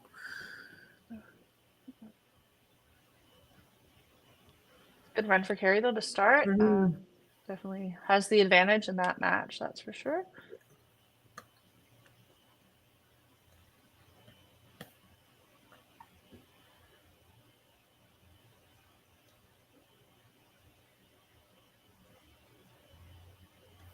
His mental side of the game is so strong to be able to run and organize all this, and plus what he does on the tour, setting up cameras and stuff. It can't be easy to still focus on bowling while you're doing all that stuff. Oh gosh, I know.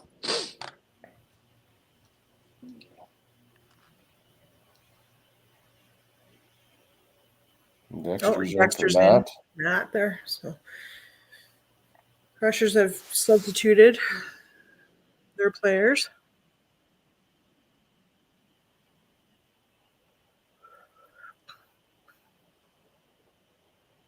There we go.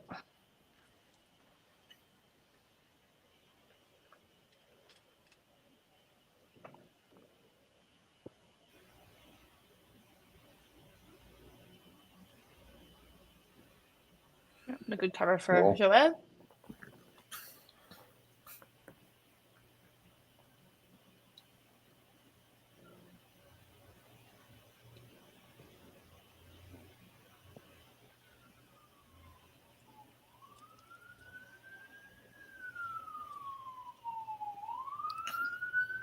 I will guarantee Gary spares this. It's one of his Gary's probably 95% on sparing 3 pins. Is he? Yeah. We had that discussion at Masters. Oh. That's funny. No, commentator curse. No. Oh. Commentator curse. Yeah. Yeah, we had that discussion at Masters. He's like, Oh. yeah, I'm pretty sure I'm 95% at sparing him. I'm like, geez. Yeah. Wow. I'm probably 95% that's on a- not sparing them. Yeah, no kidding, right? Usually you You're throw like, a good sparing shot in the those- pocket, Yeah. you leave the Yeah. other corner. You get roasted. Oh. Yeah. Exactly, right? Like you. Well, a couple weeks ago in league, we actually had one of our guys threw his first ball, and all he had left was his head pin standing. Oh my God. And I've never seen it in our house. I've seen it at Bonnie Doon, but never in our house. And that, I hate to say it, that is one of the worst spares you can go for if you do get that, because you actually have to hit the middle. Yep. There's a good half by Mode there. Good 3-pin spare for Mode.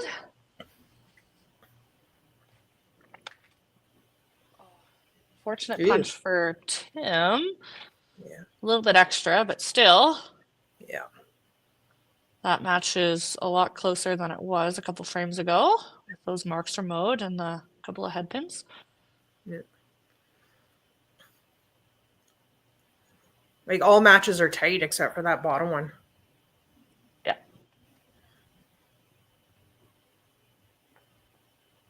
For now, anyway. Certainly interesting. The Rebels are coming out playing better this match than they did the last game. Yeah, they're picking up their spares Yeah. and Yeah. throwing less plows. Yeah. Yeah, less punches. And again, we have Kate in here for Katie. That was a good Great shot. A great ball from her. Great shot by Alex and getting roasted.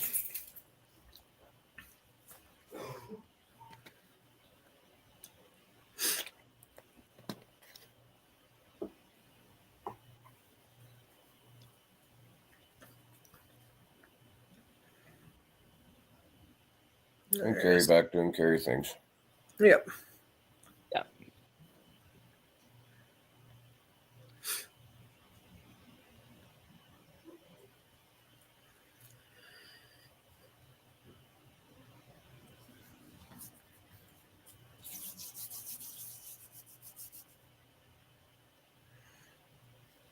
See what Dexter can do here after coming in on that last one there. The last two frames. Yep. Oh, Another good. great shot by Joel there. I thought you were going to say great shot by Dexter. I was going to be like, Yeah, that's an interesting. Great shot by Dexter. No. Yeah, there we go. Great shot by Joel, though. Ooh. Oof. Just missing the head pin there for that spare, fortunately. There we go. Well, Nice ball for Guillaume.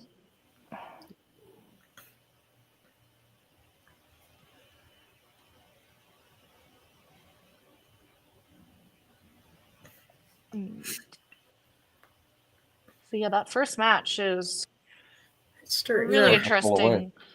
Yeah, starting to pull away, definitely on the Rebel side. Oh. It's not a 3-pin, she says. Yeah. Yeah. We're good. This is an easier spare.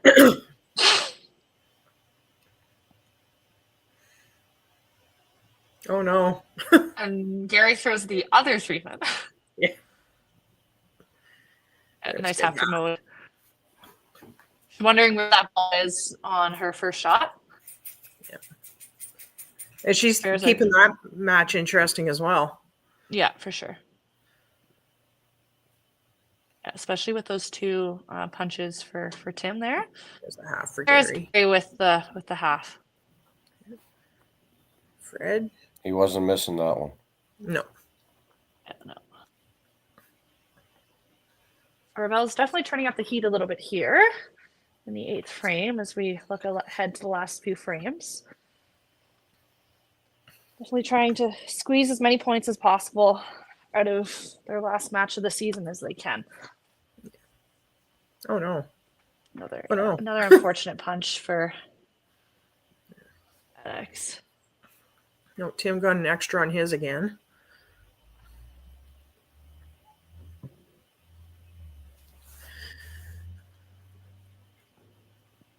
So really right now with Alex there, it's points. Work on total. Yeah, Yeah. get those sticks to the bottom. Yeah.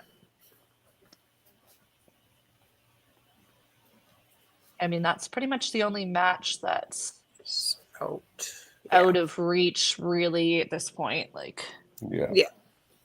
everything else is relatively close within a ball or two. So, Here's one for you, Sean. How do you guys feel about finishing earlier and having to wait 2 or 3 bowlers?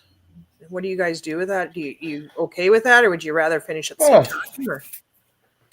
It is what it is. Like sometimes you're the fast people, sometimes you're the slow people. We're generally, unless we throw a bunch of bombs, we're generally slower. Like Scott's not a super fast player. And I take more time in Pro League than I do in any other thing for some strange reason. And then we got Gino. So you got 3 people that are a little bit slower. True.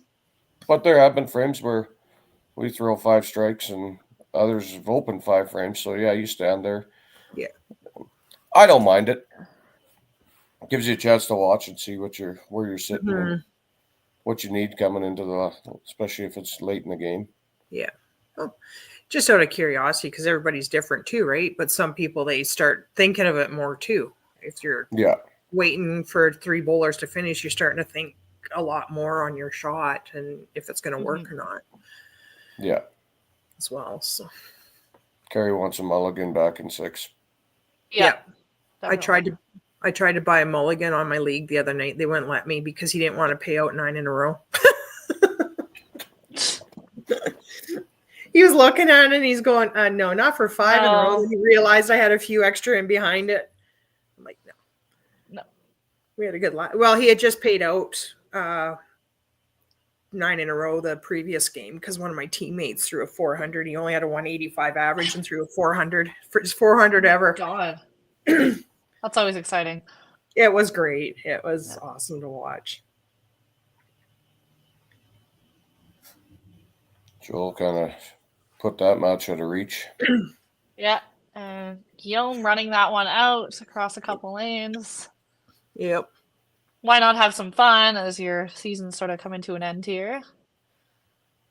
And the first match is out too. Yeah. Yep. Rebels will take that one. Yeah, Dexter missing that corner sort of did them in there. That was a good shot by Gary. Mode, yeah. Hey, Mode throws her spare ball to get the strike on the first shot. Yeah.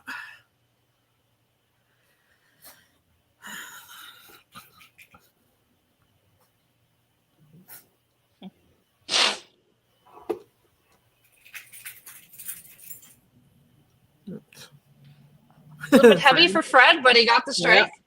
Take it and run. Yeah. It's a big frame for them. Yeah. Oh, for sure. And Alex is looking to again get some sticks for total at the bottom. The match is out of reach, but hey, nice little check frame for them. Yeah. The game's a lot more fun when you're throwing strikes. Mm-hmm. Yeah. Yeah.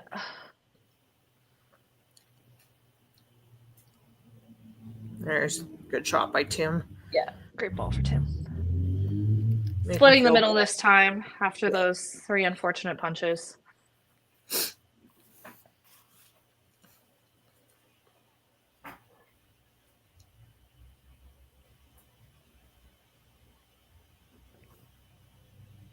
There's a shot by Caitlin.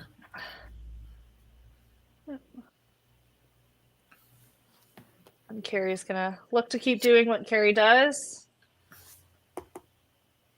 And then heading into that 10th frame, so the last frame of the season for the Rebels. The Crushers still have another match after this and looking to get some sticks and some points to get into that playoff spot. Ooh, Oh, that wasn't very nice. Sometimes with those ones, though, I prefer the first option instead of the second or third. like it adds insult to injury. It Like, does. oh. It's like if a head pin turns into aces or something, you're like, Yeah. I know it counts better, but that's what I mean. It's that I'd rather the first, yeah, first result compared to the end result. Yeah. You're like, oh, why couldn't I have gotten a chop? Why'd I have to get aces? Good sticks for Carrie there. Yeah, so first match we know is out of reach. Second match could be close. Yeah. Joanne's looking to keep the marks flowing just to get some sticks for total here. That's the big goal. No, it's a good count.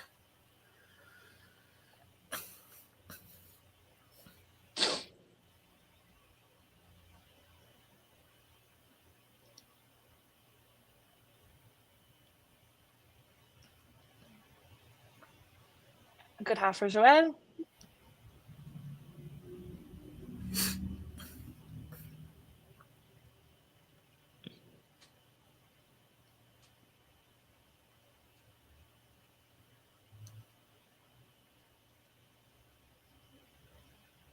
Oops.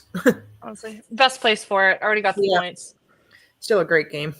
Yeah, great game for Joelle. Definitely nice to bounce back from that first match. Yeah. Throwing a lot better there. See if Guillaume can keep it going. Oh, no. So, Sean, you're saying that Gary is really good at sparing 3-pins. How many 3-pins does he throw? A few.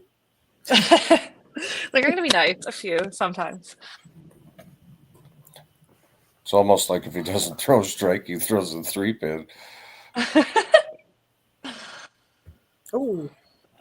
He doesn't spare it. That's unfortunate. So. He doesn't usually miss the middle a whole bunch. Yeah. He's probably one of the it's smoothest guys ever. Yeah.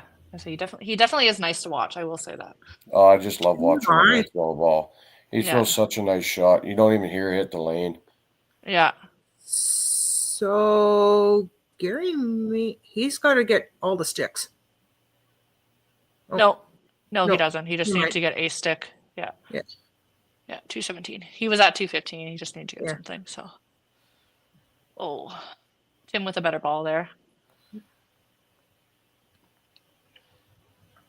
Well, that was a good game. Yeah, it was a close one. Oh, definitely. It went either way there. And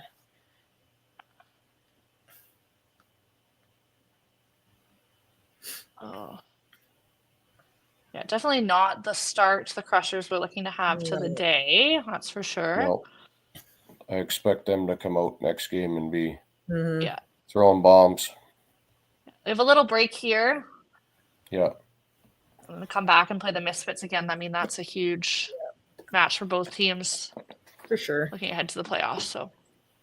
And the Crushers will find it. They're too veteran of a team not to. Yeah. Exactly. Great bowling from Mode as well, coming in off the bench in that first match, throwing some strikes, and getting her point, and then throwing pretty well again this game here.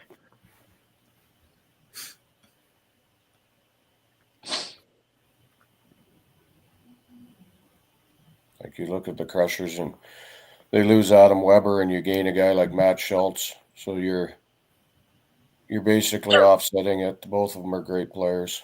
Oh, for sure. Yeah.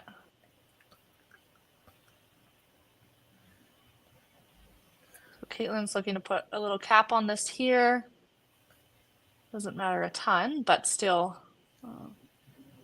you want to throw some good shots to finish your game. Yeah.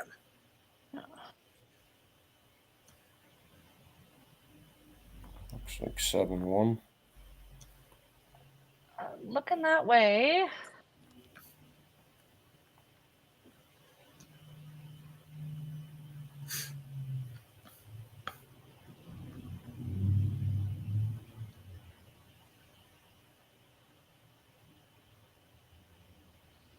And there's Alex. The Alex that we know, throwing some strikes.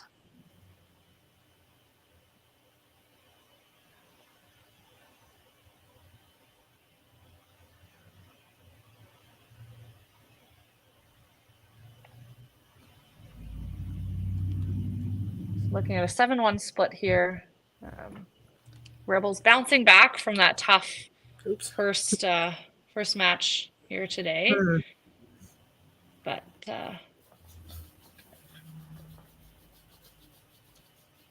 we see Katie up here now throwing some practice balls. But yeah, so with that, we had an 11:30 for the Crushers, taking 1 point to the Rebels 7 with a 12:25.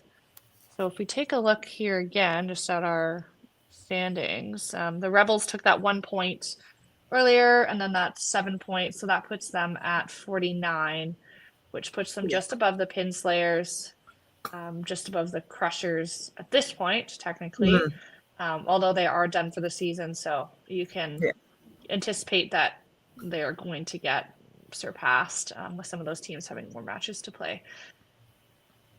Yeah. So we're just going to wait here for Alex to reappear. I'll bring Harvey in first just to get things going. Welcome back, Harvey. Hello. Certainly not the way you guys were hoping to get your day started with. Any comments on how the team is sort of feeling after that? What are you laughing at, Schwartzy? I'm dismayed to see what you got to say. No, it was that was probably the poorest game they bowled this year. There's a lot of head pins and terrible pinning, so they got what they deserved. Yep. And Alex, obviously, nice to bounce back after that tough first match for you guys and finish off your season on a high note. How's the team sort of feeling now? Feeling a lot better now. So, yeah, a bit more joyful. Obviously, it wasn't pretty at all. But 7 points is 7 points. We're going to see how it unfolds because there's still a match to be played. And, I mean, it's not dead yet for us as far as it is. So we'll see. Yeah, you guys never know. Any big plans now for the rest of the day to sort of say goodbye to the regular season?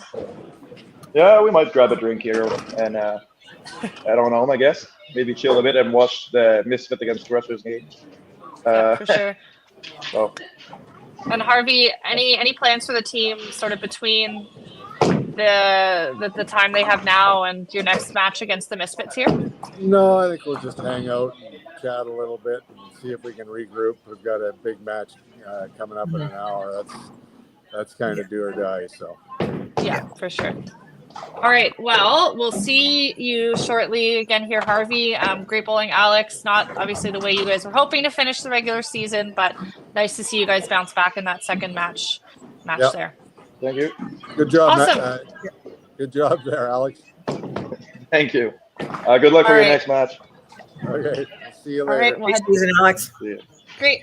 We'll head to commercial now.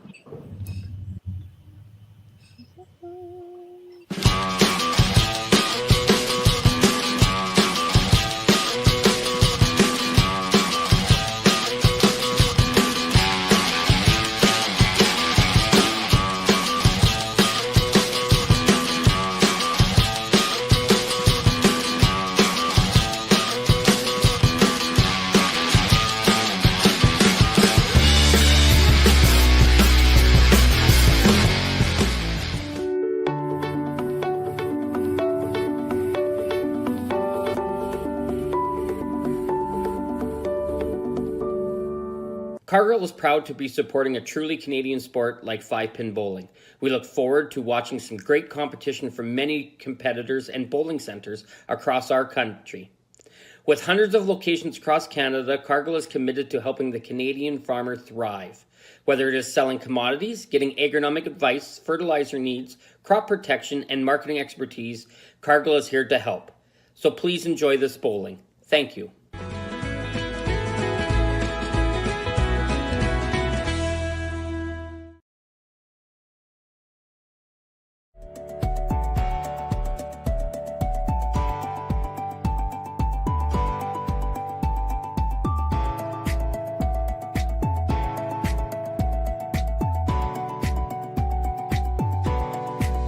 Financial freedom begins with financial literacy.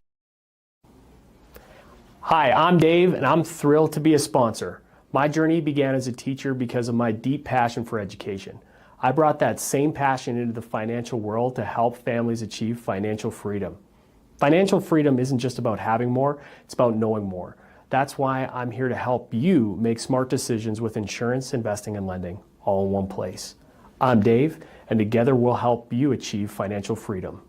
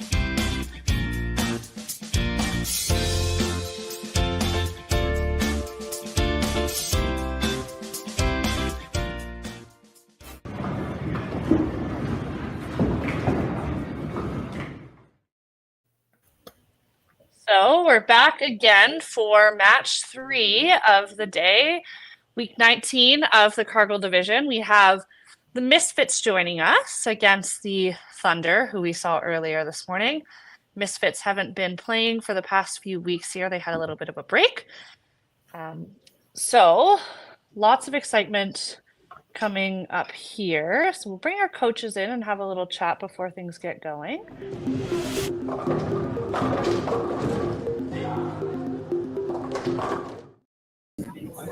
We do not have Good Tyler morning. here with us this time. Good morning, Barry. How are you?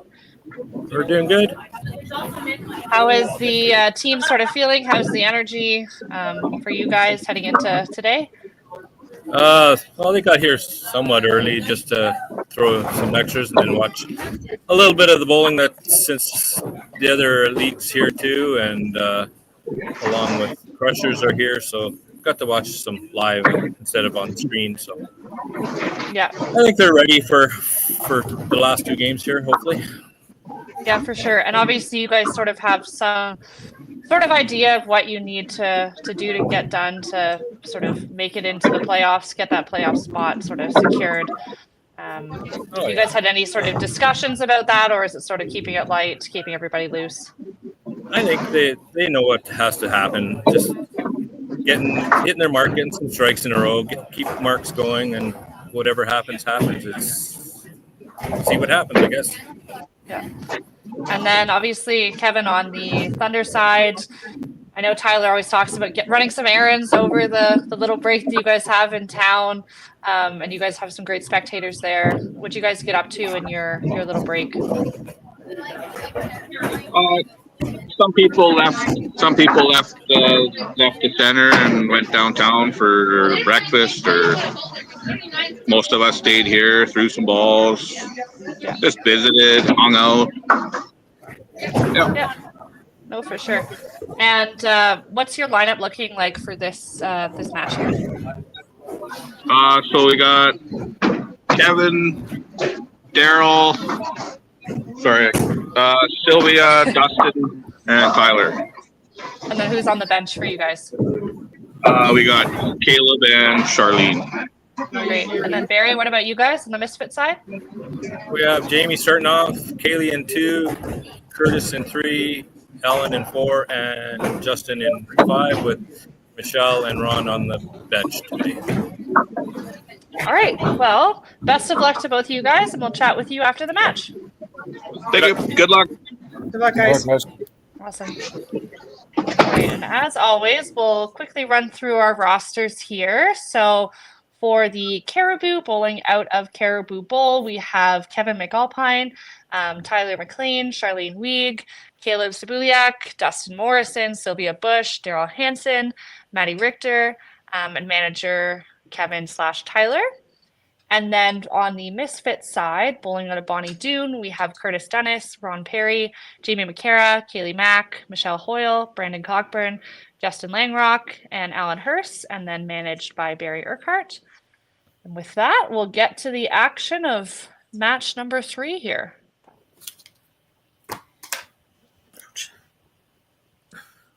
And as we heard, obviously, the Misfits know what they need to do points-wise to sort of make the playoff picture a little bit prettier and in their favor, knowing that there are some more matches to be played next week, especially with the Carnage and the Roses. And we haven't seen the Misfits play in quite a few weeks here. I know lots of teams have a little bit of a break in the back half of the season if their front half is a little bit heavier. A nice half for Jamie.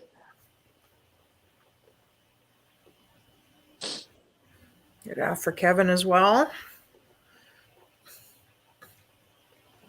And obviously, this match, we do not need to worry about those extra points being added into the totals.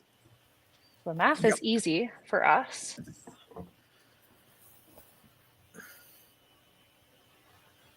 Yeah, I like it when everything's just added in correctly. And yeah, a great ball for Kaylee.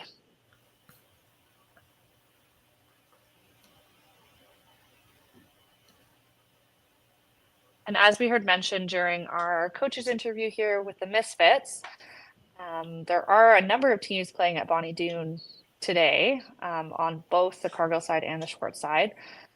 So definitely an opportunity to see some live bowling as well during some of their breaks there, but also focusing on the job at hand. Yeah, I think there's 4 teams playing there today. Yeah, Misfits, Next Gen, Crushers. The Bombers are playing there too, I think. Today. Bombers are playing today too. Yeah, they are. Yeah. Yeah. 4 teams playing in the same house today.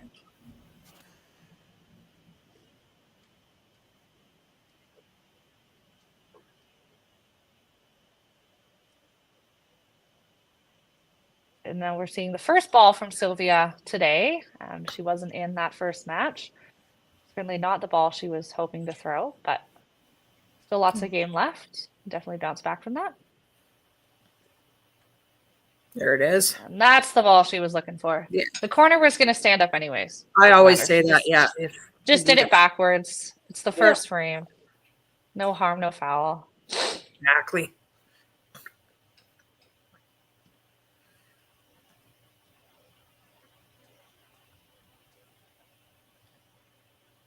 Oh, slow faller.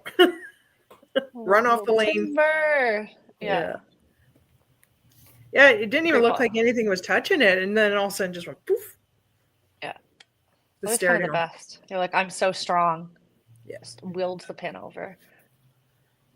Good start. Great ball for Dustin. Yeah. I do the stare down. Sometimes it works, sometimes it doesn't, but gotta try. Yeah. Yeah, for the times it does work, it feels pretty good. Yeah.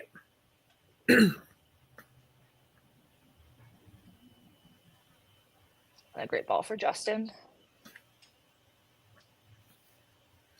So as a reminder, this is the first match for the Misfits today. The Thunder is playing their second match of the day and last match of the season. They took a big 7 points in that first match against the Rebels, and looking to put as much distance between themselves and that bottom of the standings in that relegation round.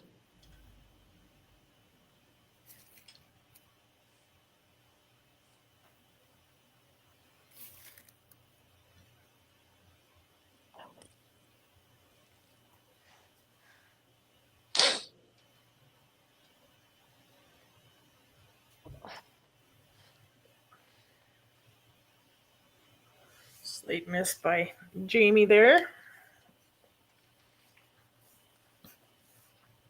Yeah, looking to keep the marks flowing there, hopefully for the middle on the next ball. The next frame, I should say. She did find the middle there, but not exactly what she was hoping for. Good shot by Kevin. Yeah, great ball by Kevin. Again, the Thunder bowling much better this week after some tough losses last weekend where, I'm sure they wish they would have bowled a little bit better, but Yeah. sometimes that's just the way it goes, and making the best of it while you can always feels nice, and being able to end your season on a high note. Yeah, exactly. That was a good ball by Daryl there. Good. Yeah, see, trying to stare down. Yeah, good count for him nonetheless, even if it didn't fall. We'll see what Kaylee has in store for us now.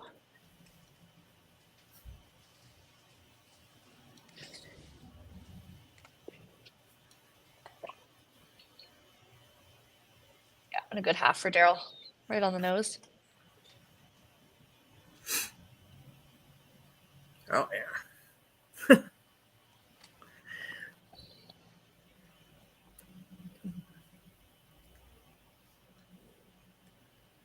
See if Sylvia can capitalize on her spare here. Yeah.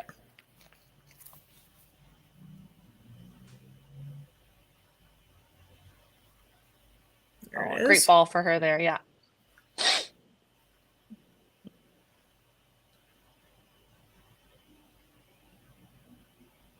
Shot by Curtis as well.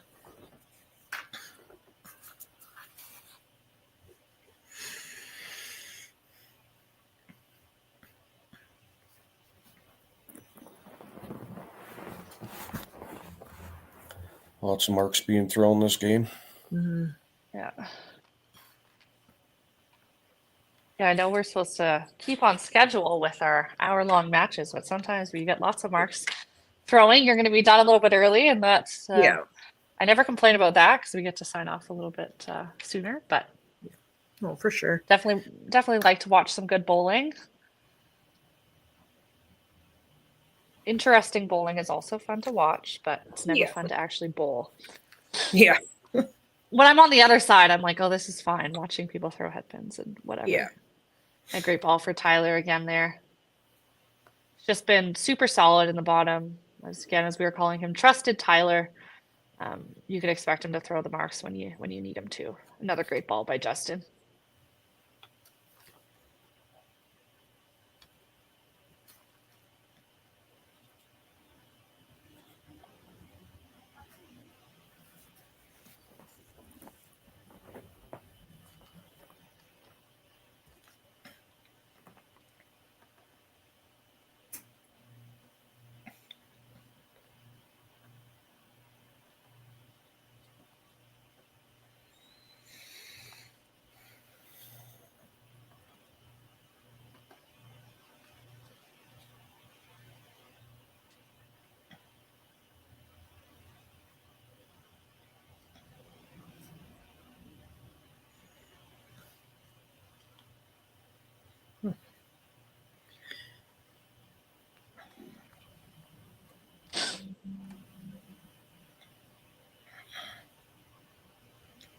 Another good ball by Kevin.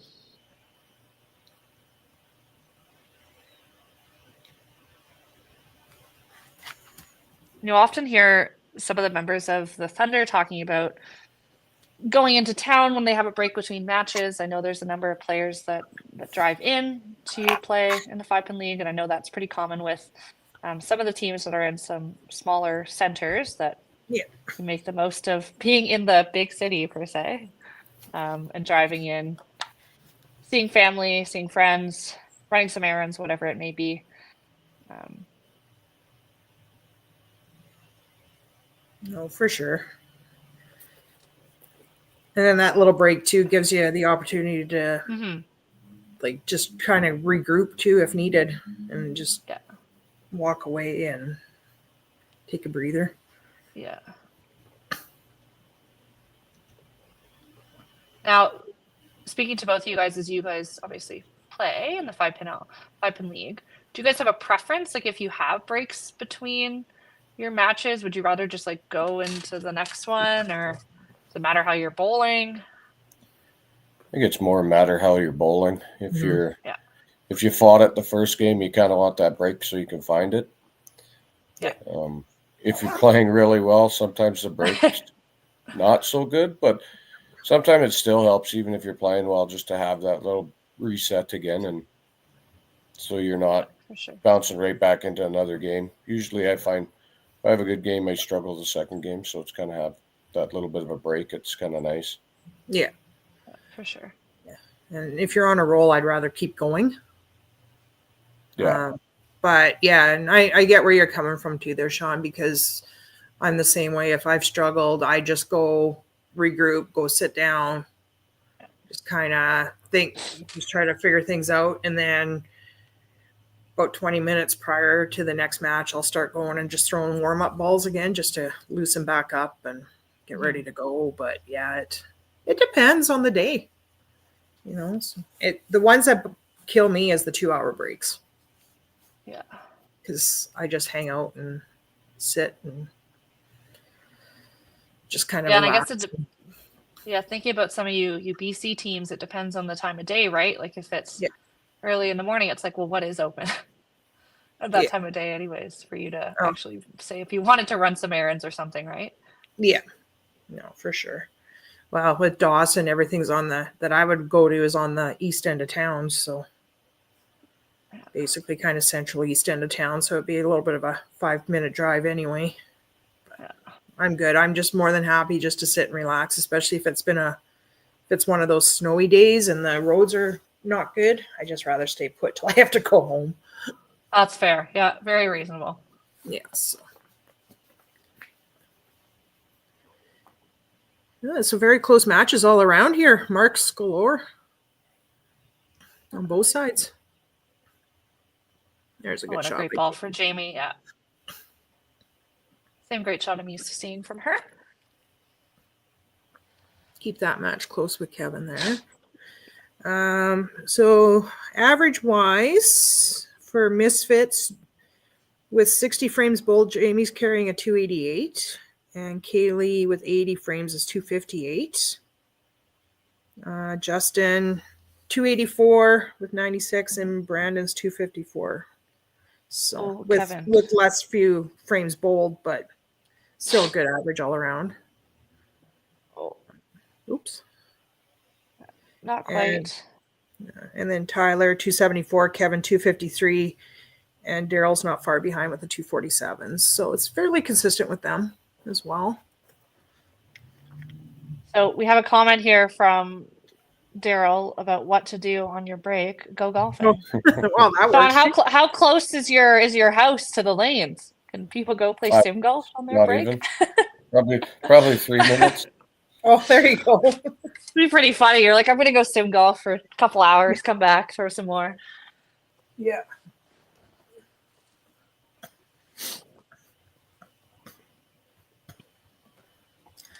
Great shot by Daryl there. Yeah. Slow faller for the corner, but it works.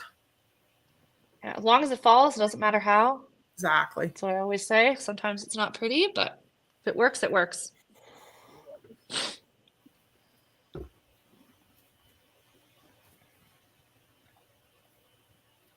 So again, lots of these matches really close. Lots of marks being thrown on both sides. Mm-hmm.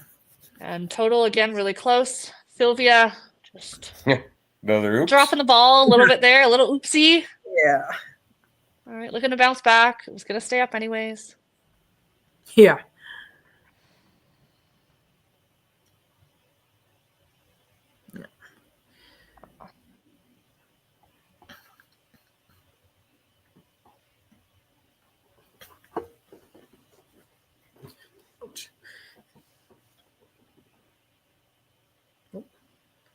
Just a little bit off for Alan there. And Sylvia's definitely going to be looking to bounce back in that fifth frame. Yeah. Started off strong, but just a little bit of an oopsie frame.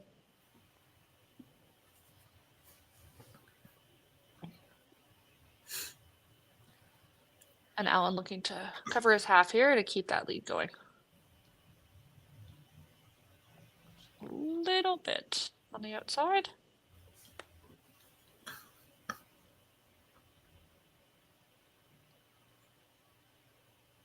Shot by Dustin there.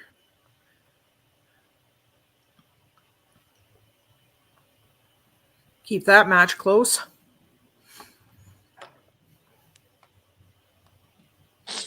Yeah, no, it's definitely very close now.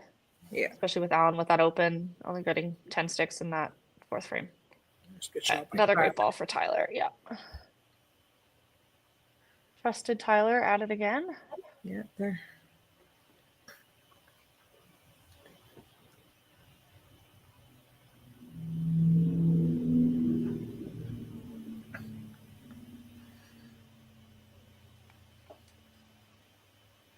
Yeah, there's really, yeah. And again, I know I'm sounding like a broken record, but there's nothing, no giveaways right now. No takeaways. Like, it's definitely all within a ball. Yeah. Ball or two in each one of those matches. I mean, there's obviously some advantages in some of those positions on either side, but again, we're only 4 frames in. Lots of marks have been thrown, and I'm sure lots of marks will keep being thrown. Yeah. So Tyler with a little bit more of an advantage here now in that last spot with Justin having an open here in 4. Cleaning that up well for a nice 15.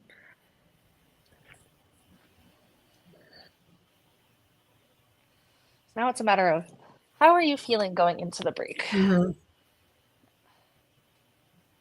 You excited for it to happen, or are you excited for it to be over with because you just want to get back to throwing that same great shot? Ooch. Yeah, now depending on some of the matches, that might be where decisions are going to start being made too, right? Now that we're halfway through, try to keep matches close or more points if something's out on a big runaway. Or right now, everything's fairly close. So. Oh, better ball for Kevin there. Getting that chop off.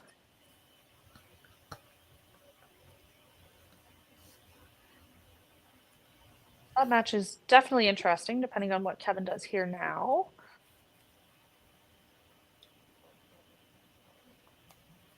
Good half. Gets the half. It's a great ball from Kevin. Yeah. And that's pretty much dead even. Yeah. Right. Let's see what Daryl can do here. If he can capitalize on this run that he's got going. Kaylee can start her back up. Yeah, she'll certainly be looking to bounce back as she does. Wishing she could take back that head pin in the fourth frame. Ah! And Daryl now getting dealt the same hands for the head pin after his double.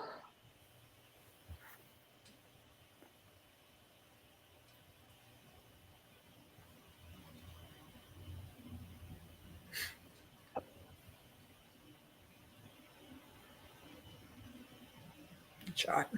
And a great ball for Curtis there to keep things going, give them the double working on the Misfit side heading into the break. And Alan and Justin will now be looking to bounce back after those open frames in 4 to bring those matches a little bit closer and to not give too much of an advantage to the Thunder. No, exactly. Don't want to. Yeah. You got to get back on it, right? You can't have oopsie. There it is. And a great ball for Alan. Yeah. That's the shot he was looking for. See what Sylvia can do here and see if she can get back on track again.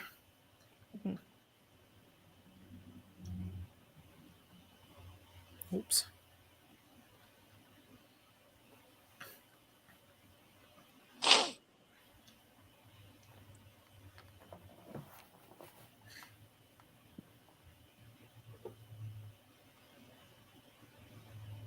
There it is. Oh, just a little bit on the outside for Justin.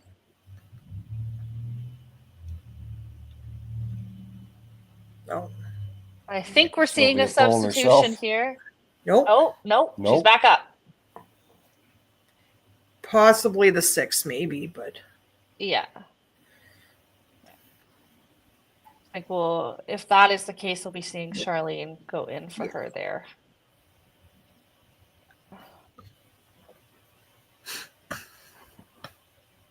Definitely the advantage to the Misfits in that 3-hole, with Curtis working on that double and Celia having a couple open frames there. Dustin and Tyler definitely looking to get some more marks working at the bottom. yeah. So, I mean, things are still incredibly close nonetheless.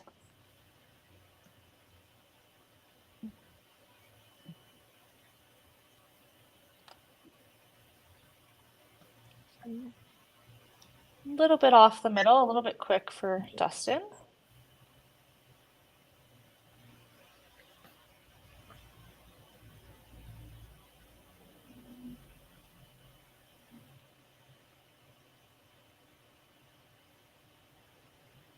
Just has to take his time out there a little bit and get back on track. Yeah.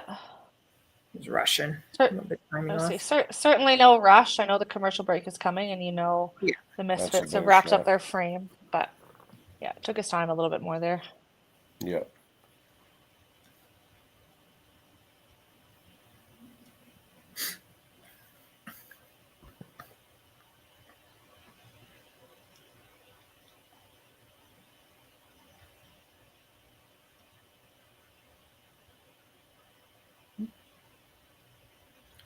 A good shot by Tyler, though. Good count. Yeah. Yeah. Keep a little bit of a hold on that match. Yeah.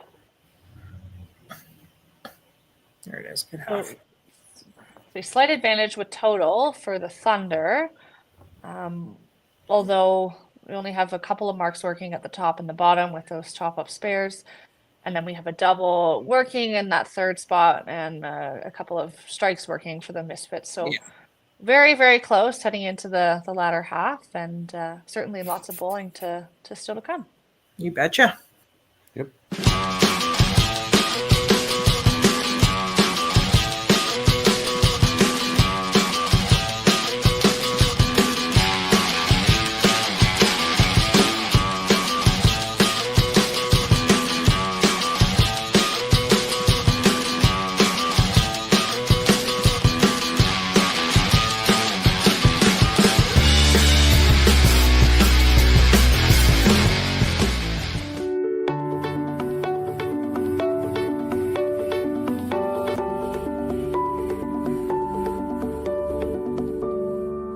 Cargill is proud to be supporting a truly Canadian sport like 5-pin bowling. We look forward to watching some great competition from many competitors and bowling centers across our country. With hundreds of locations across Canada, Cargill is committed to helping the Canadian farmer thrive. Whether it is selling commodities, getting agronomic advice, fertilizer needs, crop protection, and marketing expertise, Cargill is here to help. So please enjoy this bowling. Thank you.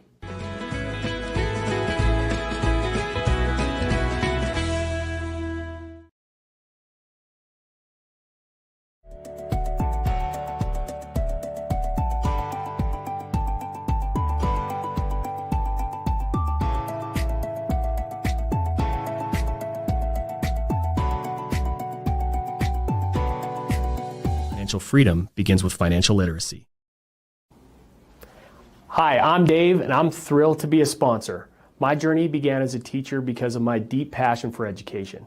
I brought that same passion into the financial world to help families achieve financial freedom. Financial freedom isn't just about having more, it's about knowing more. That's why I'm here to help you make smart decisions with insurance, investing, and lending, all in one place. I'm Dave, and together we'll help you achieve financial freedom.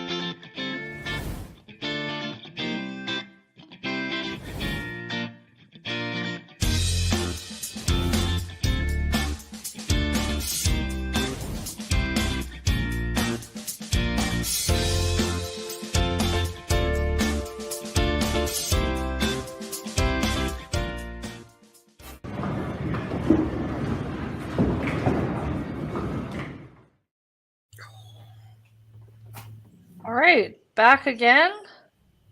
We see Kevin throwing some practice balls. Yeah, warming up to bowl immediately.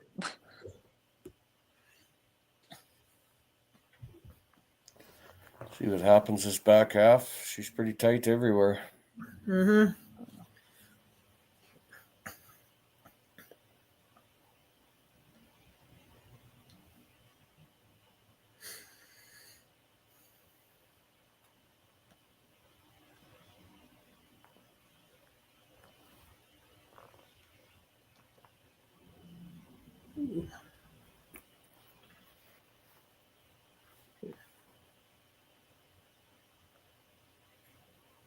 Oh no. Oh, definitely not what he was Just looking keeping the for. Yep. Good cleanup by Jamie there to keep that match in line. Really close, yeah. Kevin's certainly going to be looking to clean up his sticks now.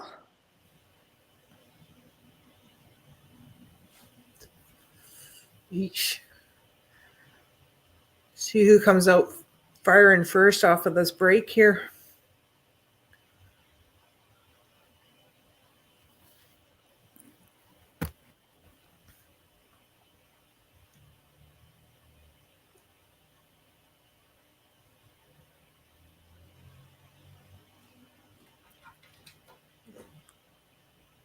That was a good ball by Katie. Back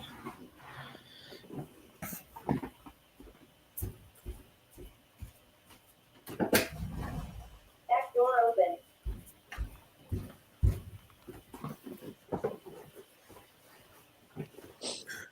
Ooh. Little slider for Daryl there. Leaving the corner.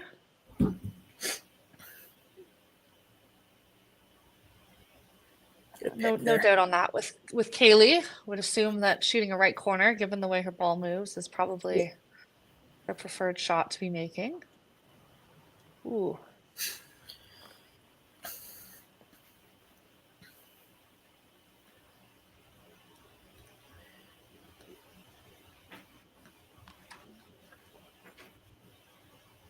All right, it's good cleanup for Daryl there.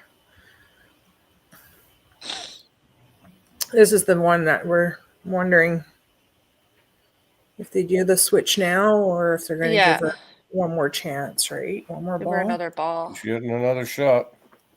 Yeah. She's not just getting up there to fake us out or something. Yeah.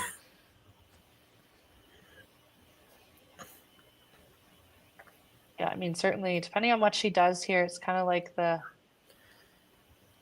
stay alive shot, but also you got to wonder at what point do you stop giving those stay alive shots, Well, right? Because you can end up. You got to look at that bottom now, because that match is not really. The match is Curtis is playing well enough, but you got to start looking at possibly getting someone that's going to throw some block marks, because your bottom's too close to let that match go. Yeah. Yeah, there we go. So I think we're seeing the switch here now. It should be Charlene will be coming in. Oh, tough break for Alan there. That makes it tough too, because you just never know if you should be pulling them in like the fourth or now, or still giving that one extra opportunity, right? Yeah. But if you know that the match is out, you're better off possibly doing the switch to try for points for total. Yeah, you want to. Yeah, you got to get those sticks for the bottom, regardless, right? And it becomes a matter of like, well, what if they throw a strike the next ball, or what if they spare it up? And you don't want to then be like, oh, we're in the eighth. Yeah. You throw someone in there that starts throwing strikes, that starts putting pressure on Curtis. Even if he's just sparing it, they could climb right back in it. Oh, for sure. Yeah. And totally changes the momentum of the entire team, right? Absolutely. That's all it takes. It's just that one or Great two shot balls. for Dust in there. Yeah. He was a lot smoother on that one compared to last spring. Yeah. Not so speedy. Taking his time. No rush.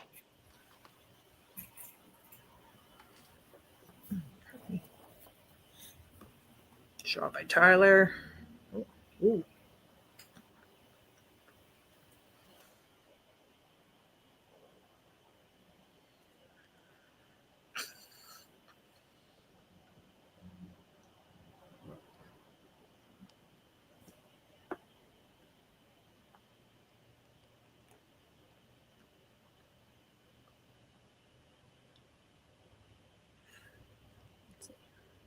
See if Justin can get the big side here.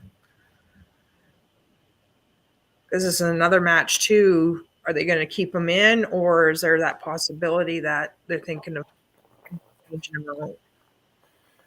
Yeah, the thing with Justin is once he finds it, he throws a tons of strikes. So it's Yeah. that's another decision that's weighing probably in Barry's head is Justin goes and throws it in 70s. Oh, there we are. Speaking of the devil. Ron's in. Yeah. Oh, I hear you. And like that's the thing too with some of these bowlers, you have to really because they can be clutch when they need to be. Yeah. And Justin's a guy that throws a ton of strikes. Like yeah, definitely. Oh, I've seen him throw and that, yeah, for sure. But yeah, it's tough decisions. And you just have to weigh all the odds, right? Pros and cons. Absolutely.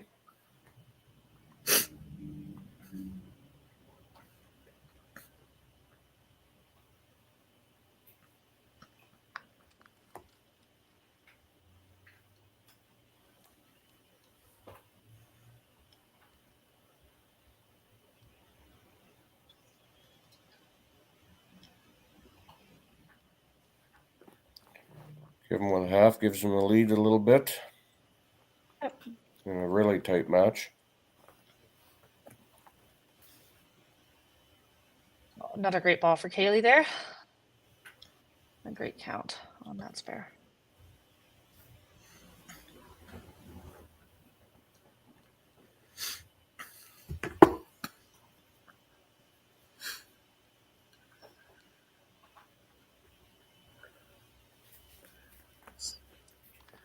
See if Curtis can keep his mark streak going there. Yeah. Oh, just a little bit off there. A little bit quiet coming out of the break. Yeah. Yeah. On both sides. It is. Yeah. Still really, really close, and Girls definitely wanting to get that last stick.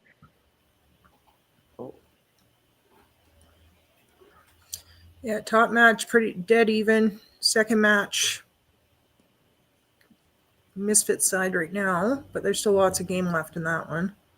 Yeah. And the bottom two, the fourth spot's another very close one.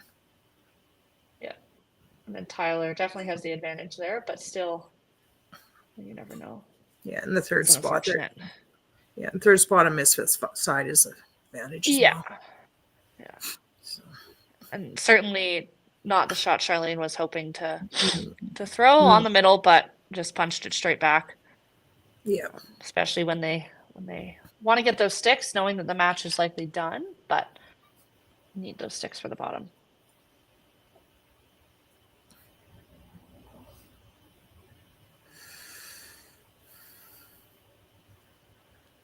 Shot by Alan there.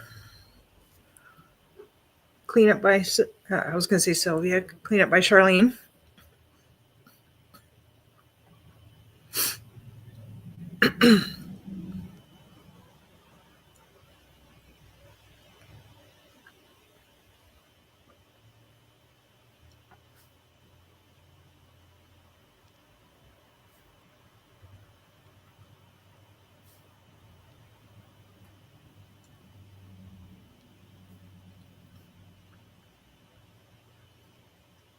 Ooh.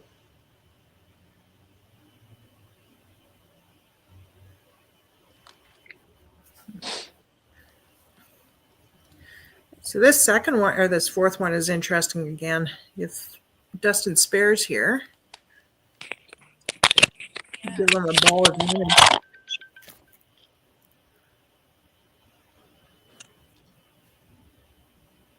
There it is. Oh. Yeah,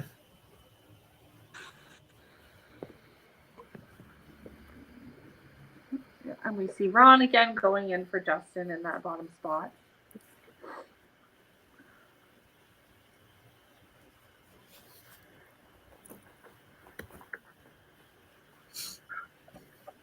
Yeah, so that fourth match still quite close. Slight advantage, obviously, to the Thunder, but Another 3 frames left, so Ooh. 6. Certainly not what Tyler was looking for.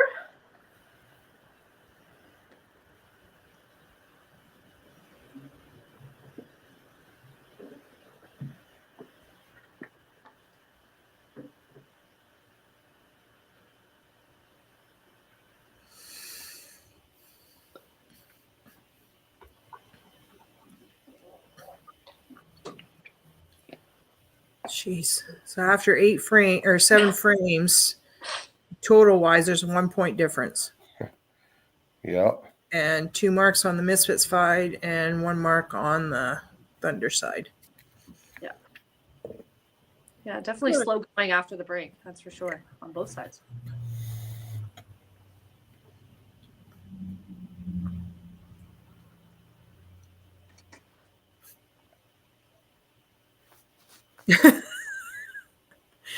Jamie and her facial expression there on the corner.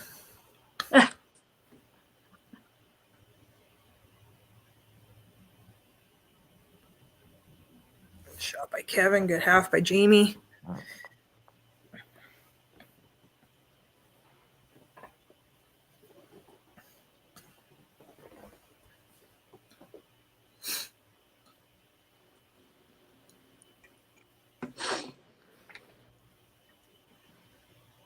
And Daryl looking to bounce back here. Kaylee hoping to keep things going.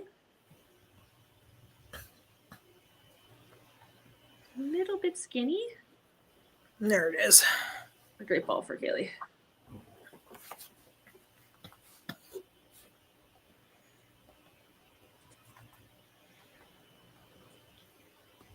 So that match is looking a little bit more out of reach for Daryl here, even with the half. Yeah. Yeah, because he only has the best he can do is 183 if he marks out. Wait, 183. Daryl? Yeah. No, he's got 96 left. Yeah, he's got 96 left. Yeah. So. He said 183. Wait, am I imagining that? No.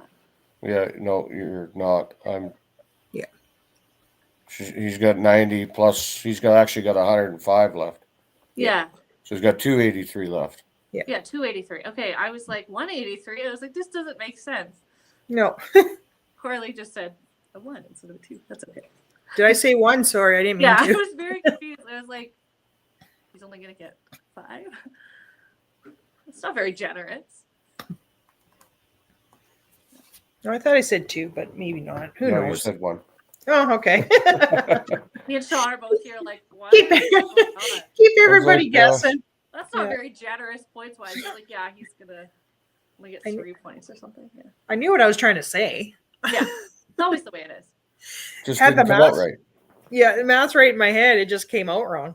Yeah, sometimes that's how it is, but that's all right. So Dustin looking to get things going again here. Obviously, that match is a little bit to his advantage. Commentator's curse, maybe. But Alan with the strike there. Back on it.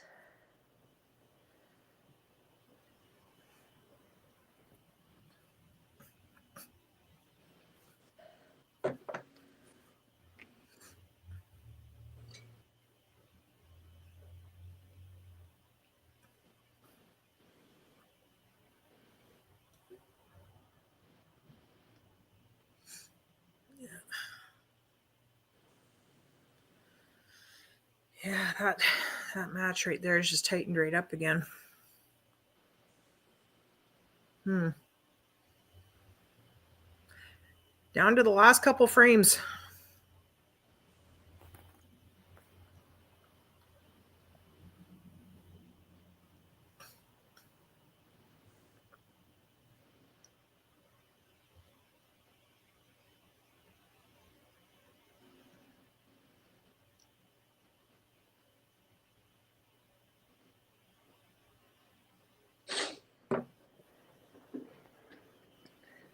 Yeah, so advantage to the Misfits, obviously, with that double working, that strike, and then that spare compared to just a couple strikes and that's there on the Thunder side. But certainly lots can happen in those last two frames. Oh, for sure. Jamie with that head pin definitely makes that top match very interesting.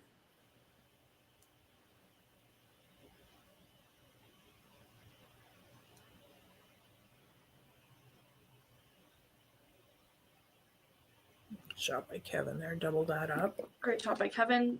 Jamie with the field goal. Definitely not wanting to be playing football right now. Nope. Get those sticks, but you know what happens.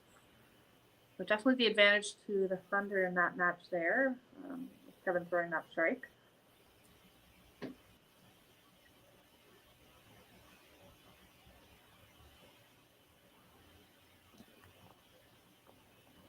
That's a great ball for Daryl.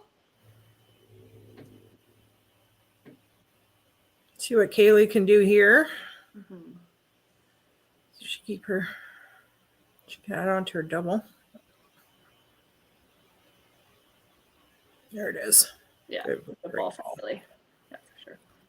Yeah, so that match is more or less sealed up now. But still, Daryl will be looking to get those sticks for the bottom here. Mm-hmm. As will Charlene.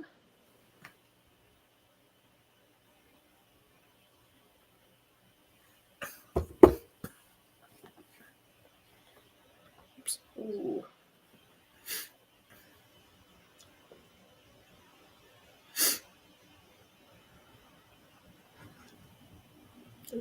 Unfortunate punch for Curtis there. Yeah.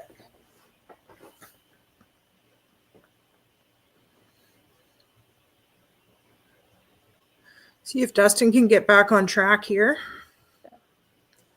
Let's see. Curtis if he can clean up his head pin. Yeah. Oops.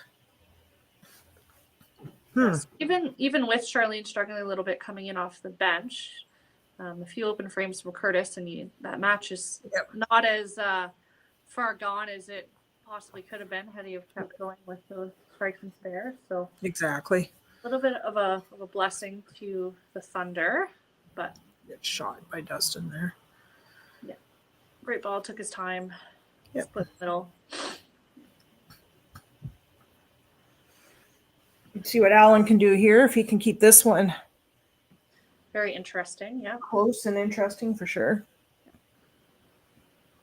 Yeah, another good ball from Tyler. Trusted Tyler. Just trucking along at the bottom there. Yep. Shots.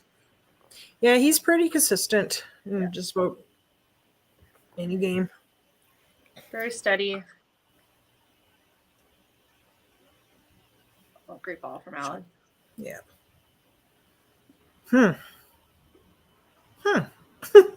Yeah, so looking at total with that one bowler to go, we have Ron in for Justin, that 10-14 to 10-13. So likely some more sticks on the Misfit side.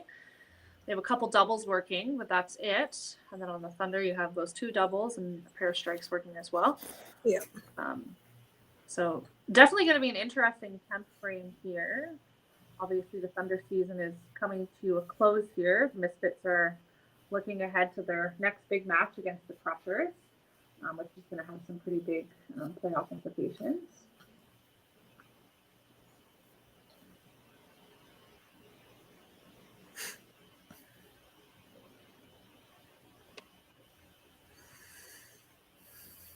That's a good shot from Jamie. Great ball from Jamie. Yep.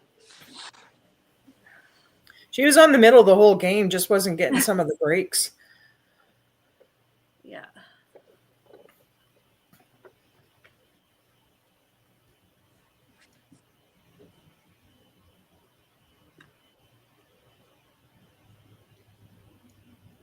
A little bit off for Kevin. Oh. She's getting the breaks now in the It's a big That's shot ball. by Jamie there. Oh, for sure. Ball for her. Never know what happens now. Yeah, Kevin needs a mark. Use that mark to secure it. Oh. And this is Oh. so He needs Win all the for the pins. win. needs those sticks. Yeah. No. Yeah, I got it. Gets it. By 2. Wow. Yeah. All right, so we have Kaylee obviously has that match stitched up here now, but they're all certainly going to be looking to get some sticks for the bottom.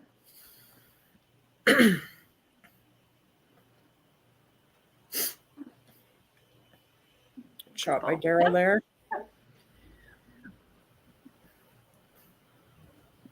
Help keep the total going for them. Yeah, for sure. Yeah, another good ball for Kaylee. Nice little handball, I think, right? Yeah, handball. I haven't had to do that many graphics today. No, you've been good. Saving it all for the last match. There we go. Still a great game by Daryl, though. Yeah, no, definitely good for him to bounce back from those few open frames in the middle. Yeah. Definitely nothing to complain about. And No. getting sticks for the bottom. Yeah, and that match was right there until those couple frames. Yeah, Kaylee looking to keep things going here. Great game for her already.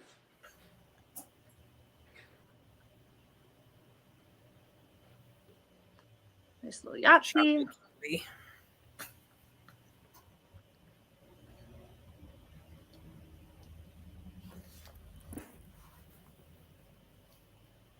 A good ball for Charlene. Do a little happy dance. You got it. Sorry. Yeah.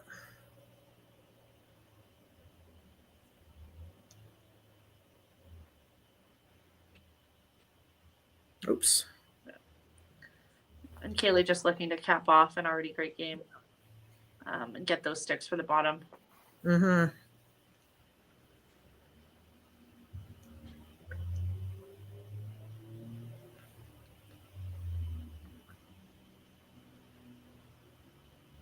Good shot. Great game by Kaylee. Yeah, great game for Kaylee. Nice 356 for her. That's 6-bagger to end.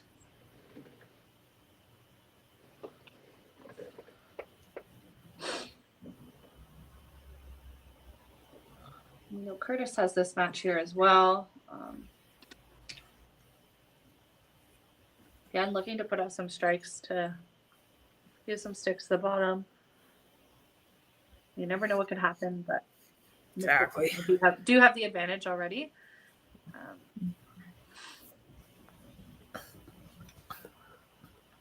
That's not a good way to finish, though. No. It's a tough way. It's just adds frustration going into the next game. He'll find it though. Oh, for sure.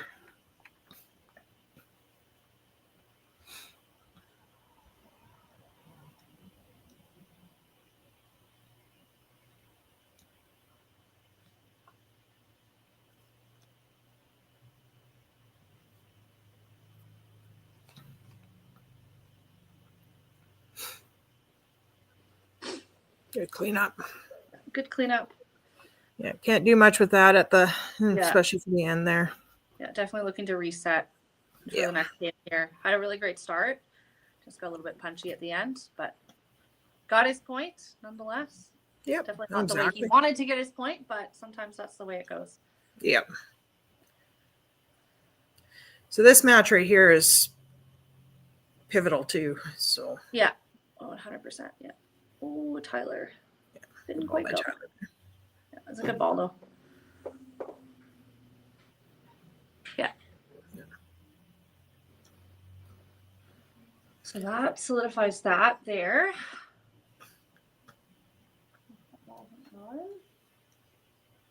And then that more or less solidifies total as well. Yeah. Great game for Tyler, though. Yeah, no, nothing to complain about. He's had a great season again. Yeah, for sure.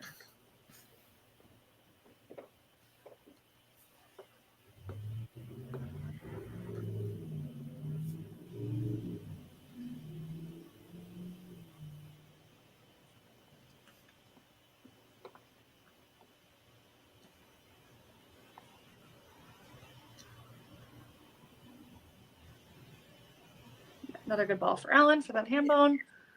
Definitely the way you want to be finishing out a game. Going into a big pivotal match. Oh, exactly. The Crushers next, right? Like, definitely feels good to put a good game up.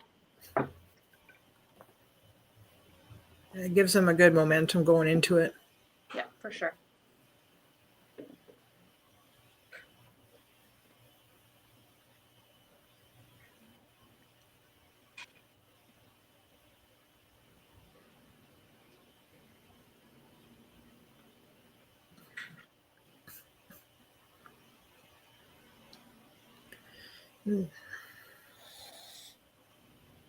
Yeah. Good Another shot. good ball. Yeah. Nice little Yahtzee to finish things off.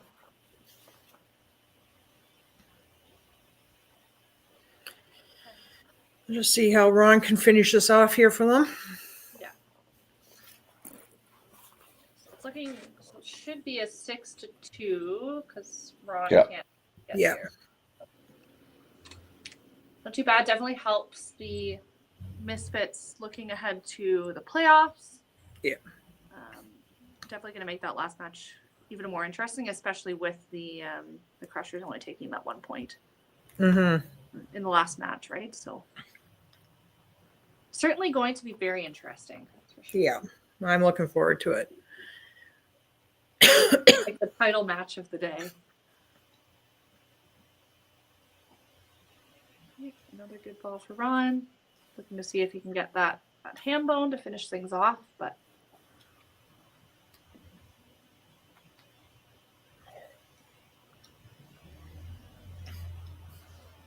some unfortunate punches for the Misfits there. Definitely could have been a way bigger game, but still taking those 6 points is definitely not anything to laugh about. So I can imagine they're probably feeling pretty good heading into that second match here. Yeah. Oh, for sure. Yeah. So we have 6 points for the Misfits to the Thunder's 2, 12-02 to 13-40. I was like, I can't read it right now. Then if we just take a look at the standings here while we wait for our coaches, that puts the Misfits at 54.5, and the Crushers at that 46. So an 8.5 point lead. That's huge for them. But again, that last match is going to be very interesting. Thunder with an additional, 2 points on top of the points they took this morning. So certainly it's been an exciting day thus far. So we'll bring our coaches back in here. Misfits, and we'll have Tyler joining us this time instead of Kevin for the Thunder. So Tyler, how are you guys feeling? Knowing your season sort of done, definitely some great bowling from yourself the past few weeks. Sorry, I didn't catch part of that. No worries. I said, how's the team feeling now that your season's sort of come to an end? Definitely not a bad day for you guys today, but certainly some more points, I'm sure. Yeah, for the team, it's a bit mixed emotions for the teams that it's now the end of the season for us, and we still want to bowl, make the more of it, the fun of it, and keep on. Would like to bowl and. Now just finish up our normal leagues for our house in this town, and then also this last match. We were staying pretty positive, really into the game those first few frames, and then started kind of peter out and start struggling a bit. And then each one of us that we were trying to find our lines and get back into the game, and that's pretty much how it went for us. Yeah, for sure. And then very obviously, you guys can't really complain about the start of your match there. Obviously, some unfortunate punches. Probably not the total you could have had, but not too bad.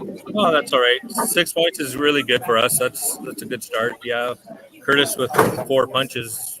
It's still kept us in the match still. So a point is a point for him too. So no, it was good. It was hopefully keep this momentum now going into the next game. Sure.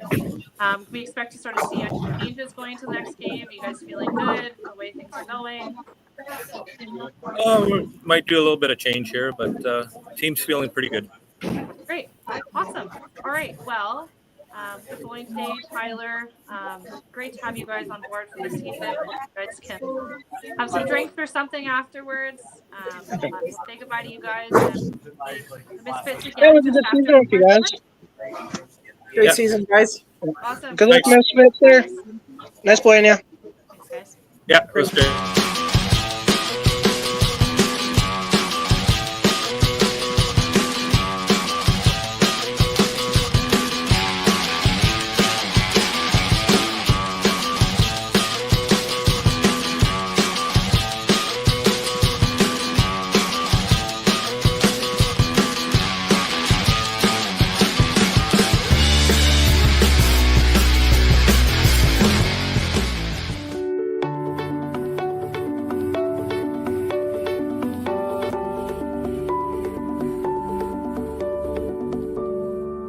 Cargill is proud to be supporting a truly Canadian sport like 5-pin bowling. We look forward to watching some great competition from many competitors and bowling centres across our country. With hundreds of locations across Canada, Cargill is committed to helping the Canadian farmer thrive. Whether it is selling commodities, getting agronomic advice, fertilizer needs, crop protection, and marketing expertise, Cargill is here to help. So please enjoy this bowling. Thank you.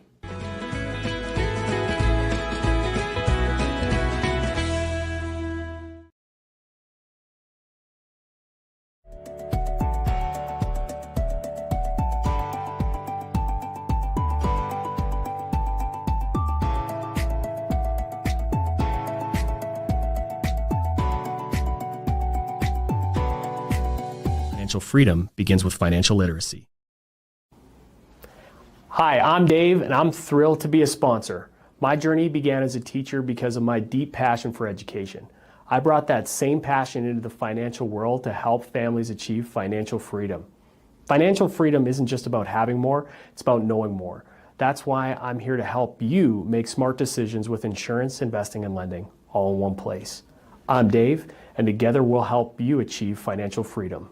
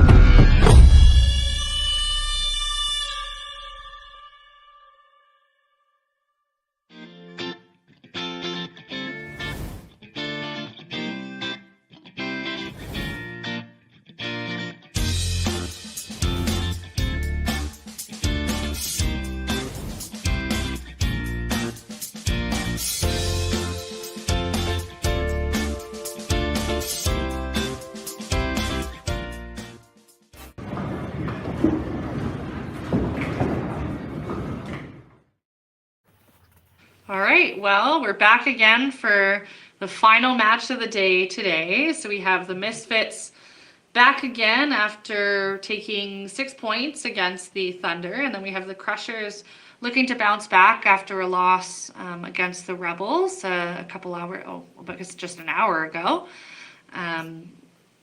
So obviously going to be pretty exciting. If we take a look again at the standings, I sound like a broken record. This Crushers Misfits match is likely going to have some pretty big implications for the playoff picture heading into next week with some of those Carnage, Roses, and Venom matches. So with that, we'll bring our coaches in for the last time today.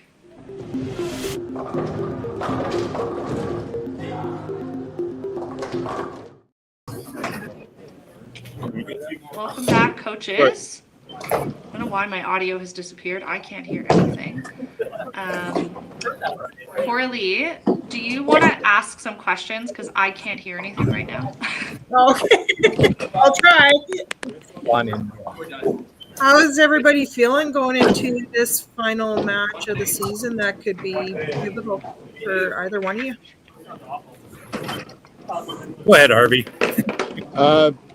Well, it's pretty much do or die for us, so we know what situation it is, and I think they're pretty loose, ready to roll. Well, that's good. How are you guys feeling, Barry? It's a quick turnaround. Yeah, I think the 2 seconds get some refreshments and ready to go again here. So. Right on. Is there, Harvey, are you making many changes for this game or trying to run in with what you had last one? Well, we're making a couple of changes.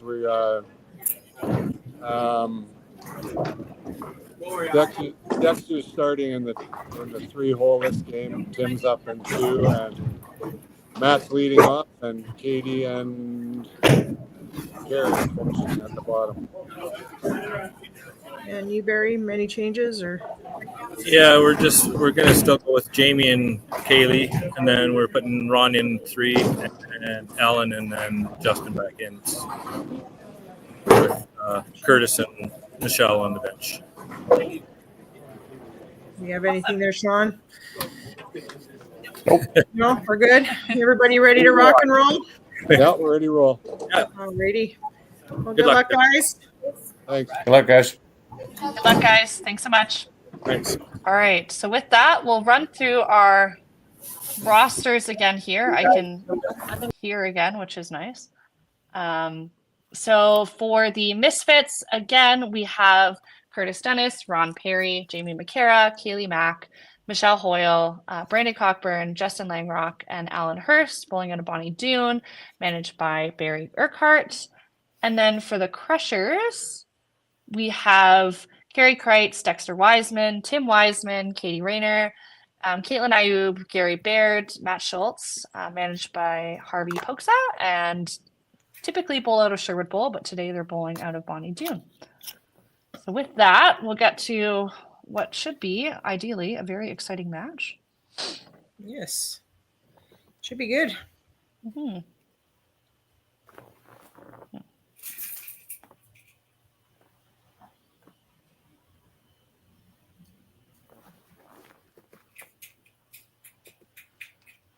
So not a ton of changes to the lineup on either side. Jamie and Kelly starting things off for the Misfits again. Ron in that 3-hole, and then Alan and Justin at the bottom again.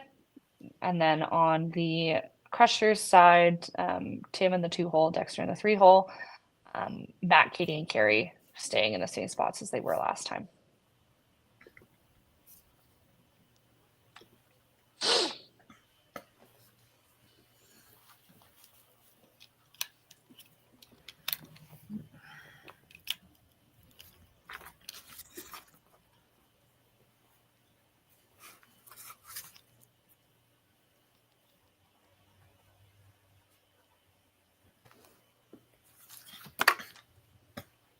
So Crusher is getting off to a strong start like we typically expect to see.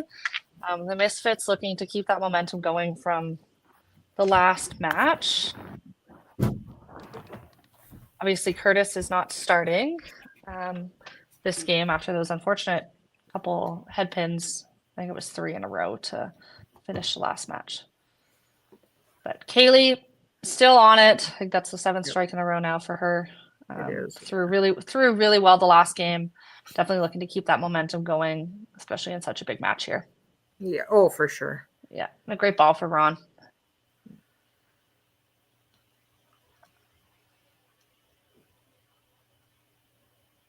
Shot by Carrie. Great shot for Carrie. Again, solid start for Crushers.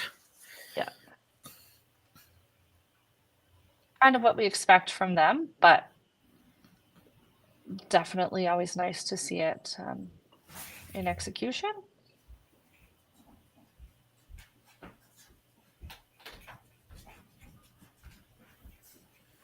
So I know the Misfits are on lane 30. I have no idea what lane the Crushers are on. I'm just curious how close they are to each other. Sean, do you have any idea where the Crushers, like what lane they're playing on? I can't read it. Are they middle pack maybe? 20s? Maybe. I don't know. I don't know Bonnie Doon well enough to know just by looking at it what lane they're on. It looks like they're some of the other centers I do, but yeah. Okay, they're on lane 41. Thanks, Okay. Barry.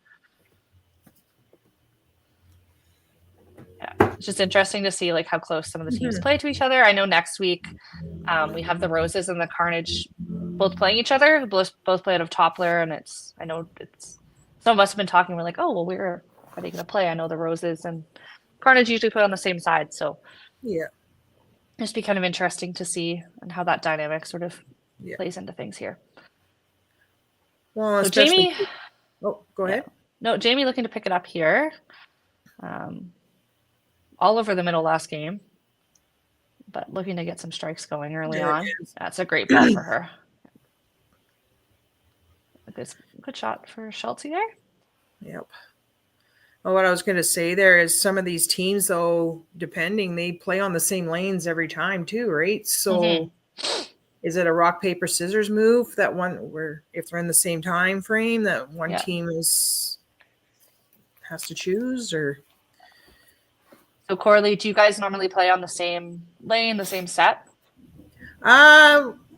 First year, yes. This year, last game of the season, we changed to a different lane just to try to get some different pin action going and that just some different movement and that. But usually we'll stay on the same lane all year long. Yeah. And then Sean, do you guys normally play on the same set, same lane? Yeah, we've switched a couple times over the 4 years, but we've always played. This year, we've always played on lane 4, and last year I think we played on lane 4 all year too. We did start the first year we played on 7 and 8. Yeah, we did 7 and 8, and then 1 and 2 for a couple of years, and then we went back to 7 for our final game of the season, just to try to switch it up. Or 8, sorry. A little bit thin on that one, just the ball ducking behind that 2 pin. So looking to spare it up. A nice half there. Another great ball from Ron.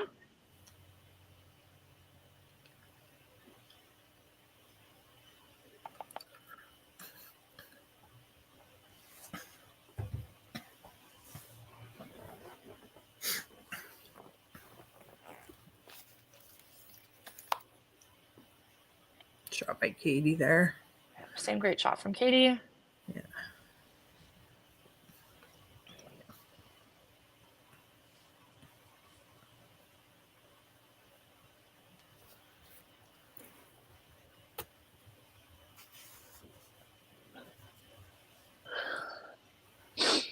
Just a little bit off there for Alan. Definitely going to be looking to find the middle here soon.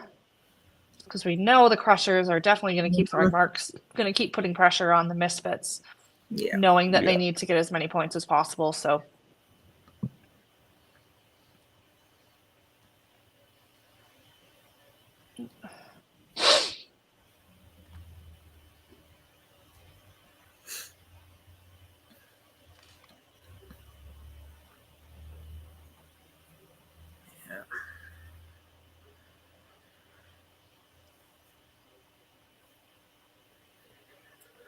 Good cleanup by Alan there. There's the middle. Found it on the last ball. Be looking for that in the next frame. That's for sure. We'll see what Justin can do here. As a reminder, in the last game, Justin was pulled and Ron went in for him. Just getting a little bit punchy. But we know that when he's on the middle, he's definitely on the middle and can throw a lot of strikes. Yeah, We've seen that time and time again in this league, in tournaments, across the board. He's definitely someone that if he gets going, he's on a roll. See if Jamie can keep this going. Last match, she was on the middle, but just wasn't getting the breaks. She can keep her going. Oh. On the middle, just getting a bit roasted there. Another good ball for Schultz. Matt knew that right out of his hand. Yeah. He was already pointing. Yeah. It's always the best kind of ball. You're like, I threw that so well. I know it's perfect. Yeah, unfortunate miss for Jamie there. Definitely going to be looking to pick that stick up and get back to business in the 4th frame. Yeah, Shot a by good ball Tim. for Tim there. Just to bounce back after that head pin. Yeah.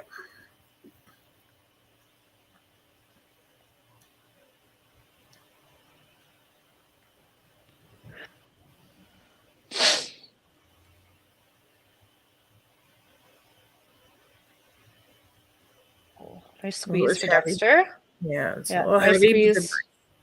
Yeah, good count. And Kaylee again going to be looking to get some marks going here after a little bit of a misstep. Oh, and no. that's got to feel bad. Yeah. I feel like I've seen her throw way too many aces.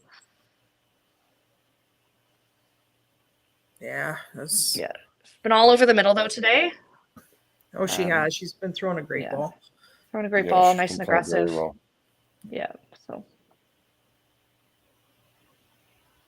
just looking to get those sticks, regroup, and come back for that next frame. Yeah.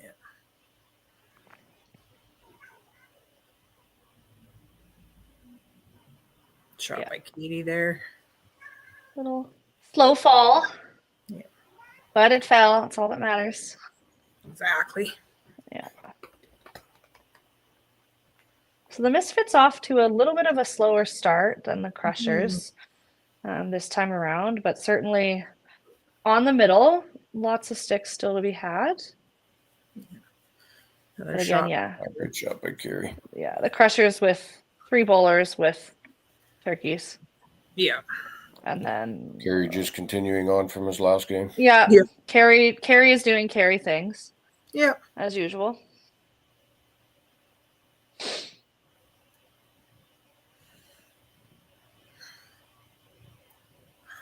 A good cover for Ron there.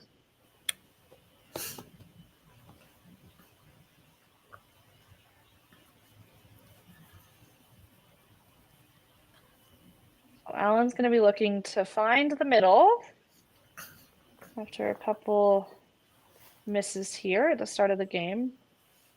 Definitely needs to get something going to keep pace and catch up with Katie.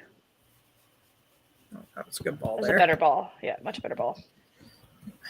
So now this is where the thought process is going to come in, because a couple of these matches are starting to take off. Oh, yeah.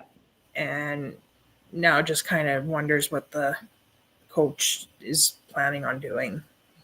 Just kind of seeing what's going to happen. How they're feeling, how they're thinking. Yeah. Yeah, what everything is looking like. And a nice half for Alan there. See if Justin can keep his stuff going here. Yeah, and the Crushers just hanging out there, chatting. you Yeah. know, ready to go when they're up again.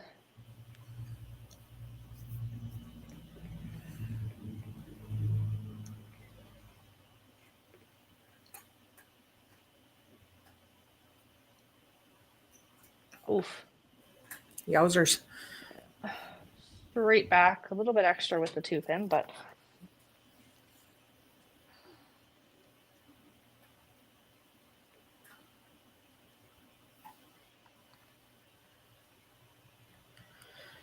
Take all the sticks just to get your sticks, regroup, reset for that next frame. yeah. That's all I can do is just start her back up again. Yeah.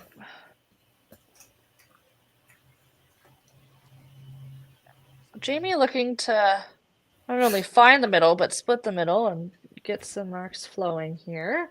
The Crushers, just looking to keep doing what the Crushers have been doing, keep building marks on marks.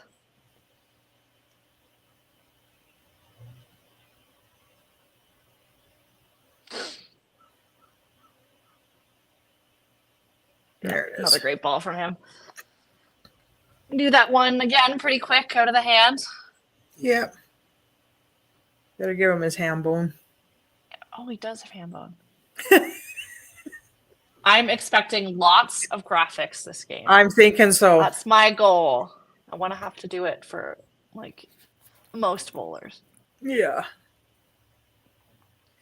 Tim looking to Oh, no. not continue the trend. No.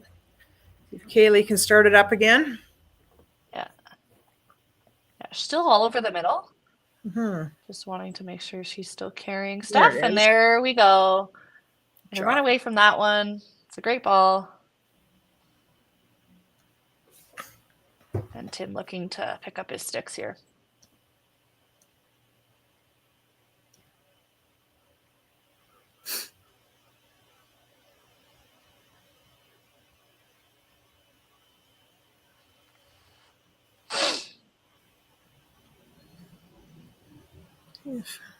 See if Dexter gets things going again.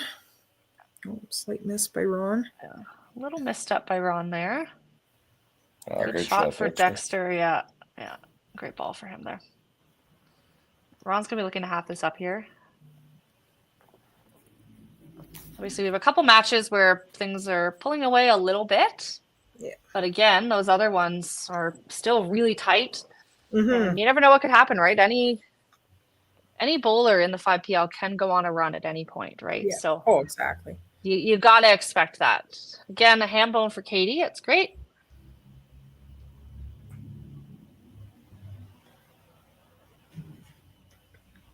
And Carrie's gonna look to keep doing what Carrie does. Yeah. Yeah.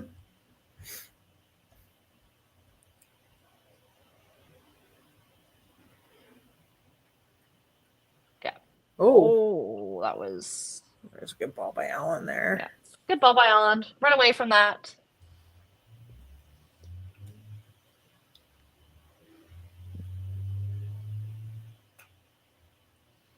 And Justin's looking to bounce back.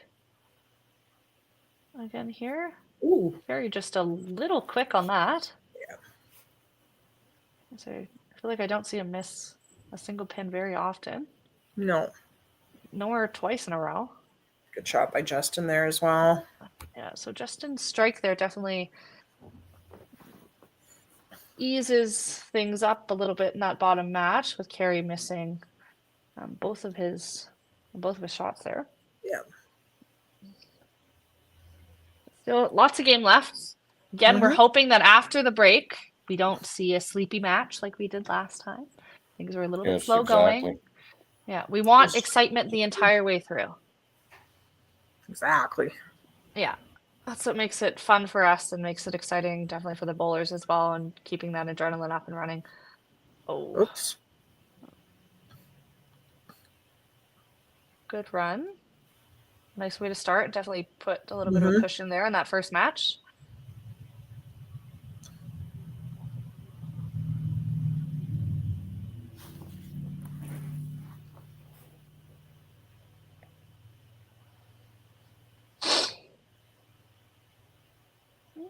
It's a little skinny. Oh, well, that's always the worst.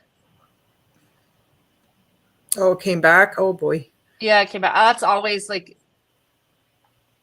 that is probably one of my least favorite things to have to shoot as a spare. It's just like, really you got to throw such a good ball at it just to. Yeah, you do. It. You're like, if it's on my third ball, it's like I kind of did this to myself. I punched out the 3-pin. Yeah, exactly. If that other pin's standing, you got a chance at throwing a not a perfect shot. Yeah. Oh, there. Tim with the continuing pattern. Yeah. That match is taking right back. Falling from the sky and taking out that deuce. Yeah. Again, very close, definitely in that second spot. That's one thing about Bonnie doing. The pins get flying. Yeah. Some decent good action. shot from Dexter there. Another good shot from Dexter. Yeah, and Ron just found something since coming in. He struggled a bit hitting middle last game, and now he's found it. Yeah, definitely all over the middle. Ron just a little bit quick there, looking to get back on it. That was a much better ball there, but good shot by Katie. Katie the Yahtzee. For the Yahtzee.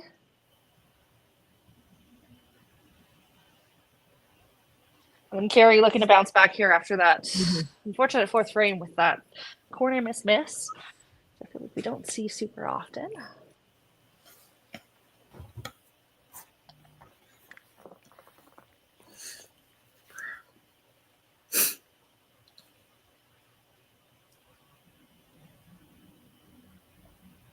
There it is. Great ball. That's the shot again. Wishing you could take back that fourth frame, but I feel like that's what happened last time too. Maybe it was the fifth frame.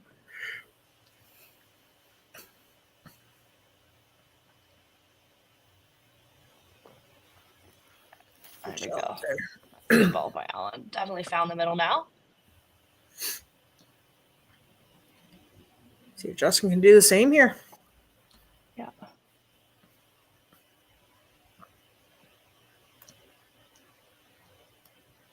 So Crushers total 691. Definitely have quite a bit of an advantage over the Misfits, although we have lots of marks working on both sides. Yeah. So, I mean, that can swing in a couple frames. That's for sure. too crazy. The 549 on the Misfits side to the 691 on the Crushers side.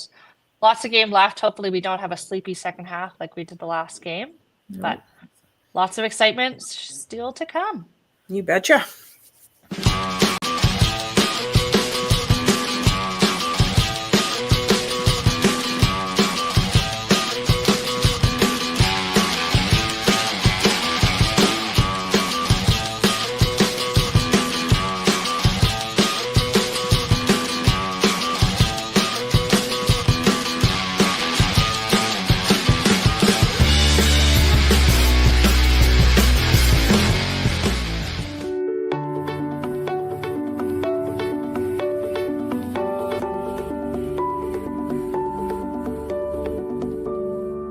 Cargill is proud to be supporting a truly Canadian sport like 5-pin bowling.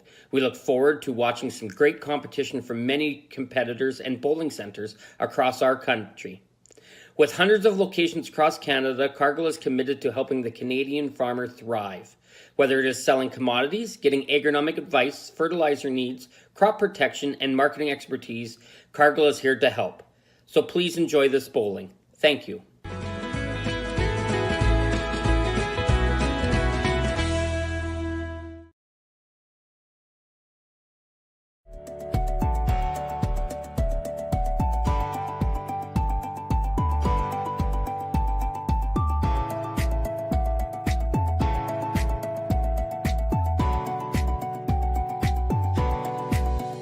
Financial freedom begins with financial literacy. Hi, I'm Dave, and I'm thrilled to be a sponsor. My journey began as a teacher because of my deep passion for education. I brought that same passion into the financial world to help families achieve financial freedom. Financial freedom isn't just about having more, it's about knowing more. That's why I'm here to help you make smart decisions with insurance, investing, and lending, all in one place. I'm Dave, and together we'll help you achieve financial freedom.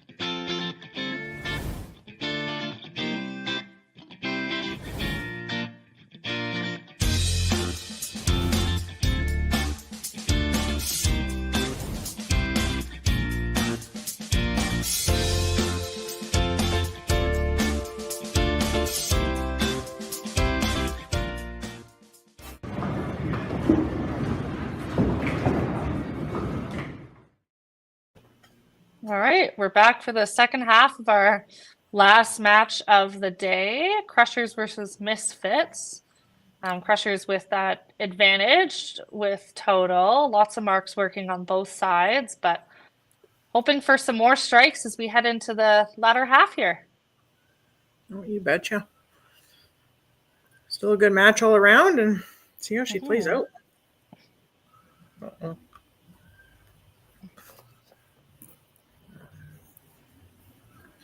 Good break by Matt there. It's a little heavy. Yeah, for sure.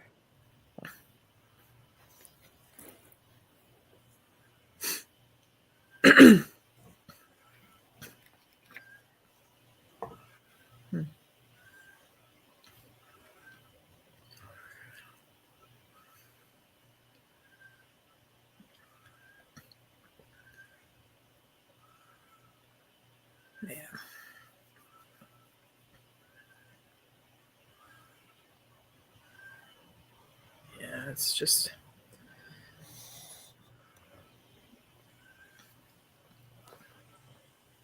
Kaylee's definitely going to be looking to get back on the middle there.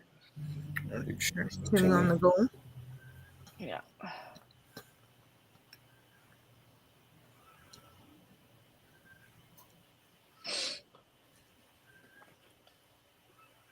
There it is. A little bit thin, but worked for her there. Keep that match nice and close. Oh, no. Great shot for Dexter, as you were saying, Sean. Definitely he's found it now, all over the middle. He was Playing a missing great just by shot. a hair in the last game, and then he almost like make a correction. He missed like a hair the other way. Now he's just finding the side of it. He's in the right spot. Yeah. Yeah. Shot by Katie there. A good shot for Ron. Alan looking to keep it going there. Katie with her 6-pack. 6-bagger. Woohoo! Oh, she was so quick, I missed it. I was waiting to see how long it was going to take you to put up the beer. I know. I was just looking on the other side. I was like, oh my God, Katie already went. Yeah. She's too speedy. I didn't even see her. Yeah, and a good shot for Alan there. Yeah. We definitely, Katie's way up on him there, but just trying to keep pace, keep things going, and always thinking about total, right, on the last. Exactly.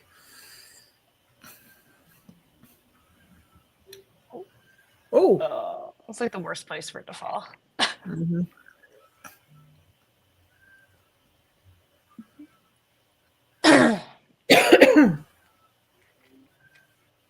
Shot by Justin there. Good shot by Justin. I thought we were going to miss it with Barry walking in front of the camera. Yeah. It was like, of all times. Yeah, it was like, of all times. I know he can hear us too, so. Yeah, perfect. Barry, get the hell out of the way. Yeah. Like, we want to watch the bowling. No. You're not that good looking. We don't want to look at you. Yeah. So 3 doubles working on the Crusher side, that 1 spare. And then the Misfits, we have 2 doubles working, 2 strikes, and then the open for Jamie. But bouncing right back on the middle and splitting it to give us that strike again. Yeah. Oh. A little bit more. Come on. Yeah. That's a good count nonetheless.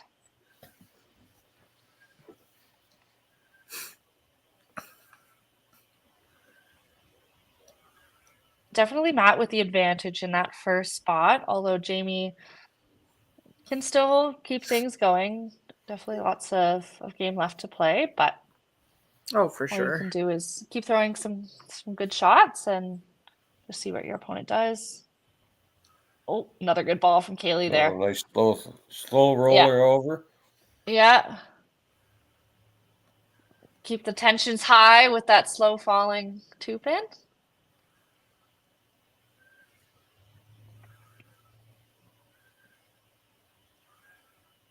There it is. A great ball for Tim. Yeah. He's broken out of that pattern, that curse. Yeah. To throw some great shots now. So. See if Dexter can keep it going here. Yeah.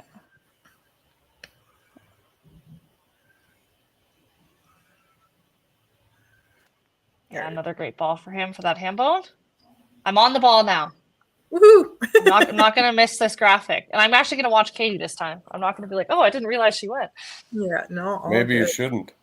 Maybe I shouldn't. I'm just not going to watch anything. I'm going to watch Ron throw his ball instead. Oh, that's tough. There it is. Oh, no. Uh-oh.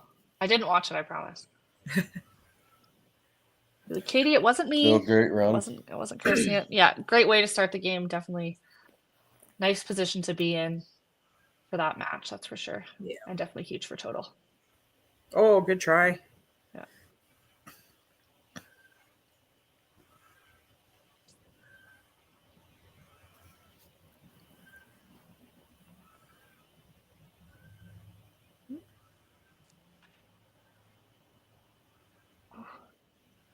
A slight miss for Alan. Going to be looking to cover that half and keep the marks going. So got those 2 doubles working on the crusher side and that 1 spare at the top. That 1 double working on the misfit side.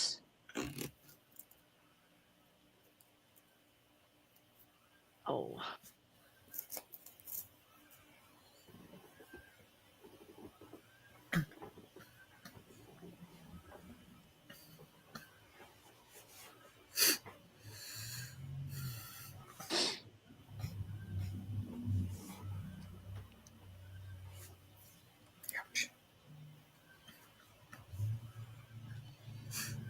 So Justin looking to keep it going here. Crushers obviously have a huge total already working, that 1,008 to the 787 for the Misfits. Still lots of game to go. But I'm sure if you're the Crushers, you're feeling pretty good right now. Definitely a big bounce back from their last game. They only had like 1,100, I think, their first match. So they're almost there, and they're only 7 frames in. So great shot a by nice Justin. Little ham bone for Justin. Not a Yahtzee ham bone. I promise I can count. Although I did say I don't do math on the weekends. So yeah.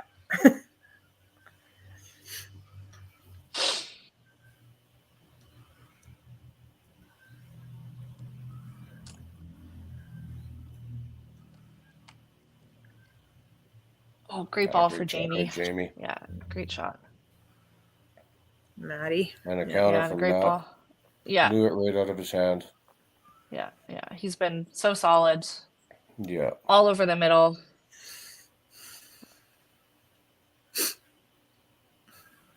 And Kaylee looking to keep things going. Same as Tim here. This match is still very close.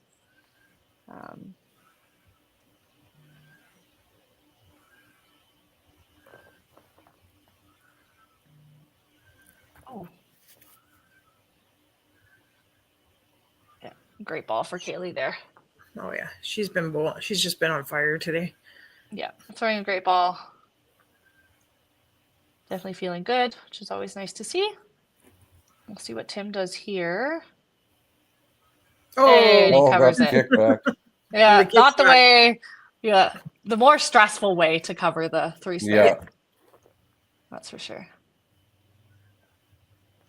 You got to be wondering here if Ron might be coming out. Ronnie's I pulling think he himself. is. Yeah. He's like, get me out of here. Oops. Oh. Brothers play together. That's all it is. See like if I need to See if I they need to spare support together. Tim. Yeah. Ideally not with the kickback spare, with just, covering it well, but there we go. 2 ways to spare it. Yeah, Tim, that's the correct way to spare a 3-pin spare. And a great ball for Curtis to come in and cover that half. Alan obviously looking to bounce back a little bit here, get back on the middle and get some marks flowing again. Another great ball for Katie. Katie back on it. Yeah, just what we expect from her. She's been throwing a great shot this game. Oh, nice squeeze for Alan. A little bit heavy.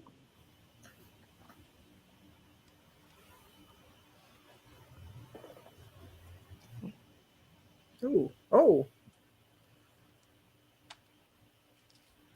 Playing as a team with 3 pins. Yeah. That's not the way you want to play as a team, No. but sometimes it happens. You betcha. Oh, Good That spare by looked just Alan like the there. same shot Dexter threw. yeah, it did. Just a little different rotation. Yeah. It cleans it up though. So we have 2 strikes, 2 spares working on the crusher side. We have those 2 doubles working on the misfit side and those 2 spares. We'll see what Justin does here. Obviously the crushers with quite a bit of big advantage in total, about 200 sticks here. But still lots of game left and lots can happen in 2 frames. We all know that very well. Oh, for sure.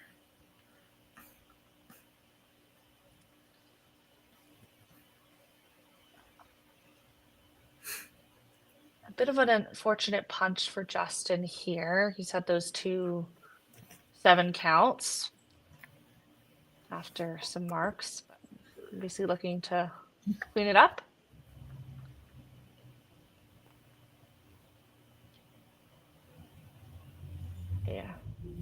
Yeah, not much else you can do other than pick up those sticks, reset for the next frame.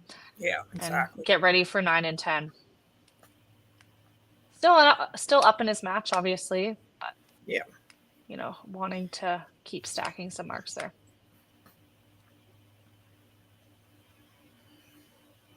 Yeah, see if Jamie can keep her little trend going here, streaks. Yeah. Obviously, Matt with the advantage. Yeah. In that match, nonetheless, by quite a bit, but still. Yeah. Another great ball from him. Just been absolutely solid on the top there.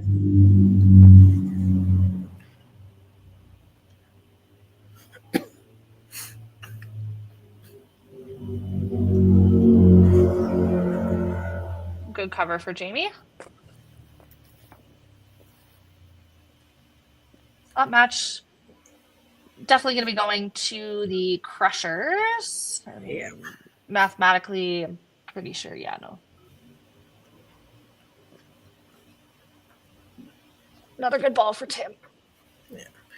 Bounce back from that 3-pin spare. We'll see if Dexter can do the same. Well, plus Tim's keeping that match really close in that second spot there. Yeah. Even with Kaylee on her little run there.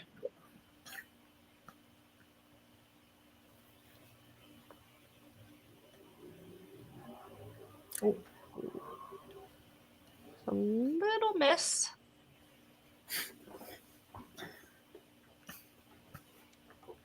Gonna be looking to cover that half to keep herself right in that match. Yeah. A good half for Dexter there too.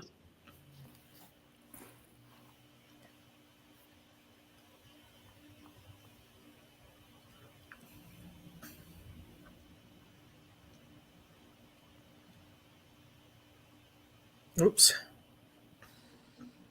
So now that match is going to be very interesting with Tim on that strike and Kaylee with the open in 9. Shot by Katie. Yeah.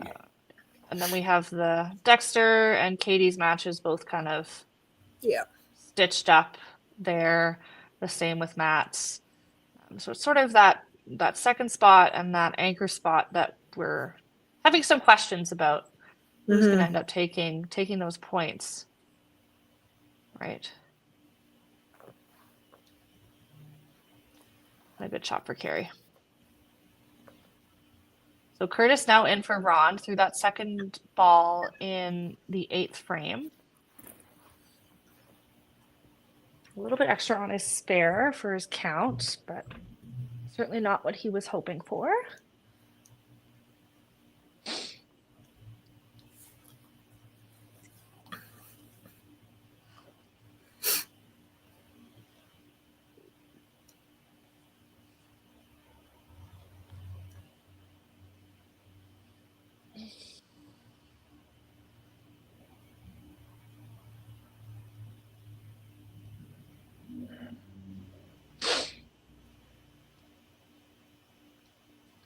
Good sticks for Curtis there. We'll see what Alan can do here. Obviously out of his match, but looking to get as many sticks as possible nonetheless. In total, again, is about 200 pins difference. So yeah, not a lot you can do other than just throw some strikes and finish out your game. Oh, for sure. Let's finish off on a high note, right? Yeah, no, for sure. And it's definitely not like they're bowling poorly or anything. Like just some unfortunate punches here and there, fortunate little misses, and that's just the way it goes sometimes. The Crushers, we definitely expected to come out this strong in their second match after not the greatest showing against the Rebels. But I mean, yeah, the standings after this are going to be quite interesting. That's for sure.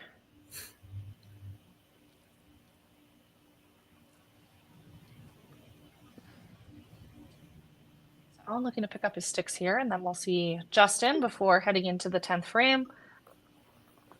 and see the Crusher sort of lurking, Yeah. ready to go. You're like, okay, finish out our regular season, right? You're thinking ahead to what the playoff situation is going to look like. Yeah. Justin needs a mark here to kind of keep this match, keep control of the match. Keep control of that match, yeah, for sure. There it is. And there it is, yeah. He's like, I either get a strike or I get a head pin with a little extra. Yeah. See what Matt can do to finish out this match. He's been all over the middle, throwing really well today. So, yeah. Oh, for sure. I don't know if I'm going to have to use any more little graphics. Oh, that was a great fall there. Very late fall, but it fell. It works. Yeah, it works. Oops. Slightly off there.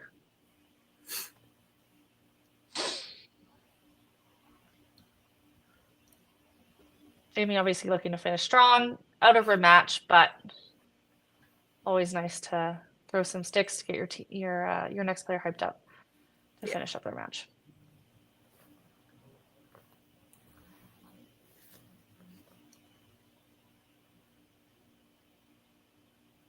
Another good ball for her.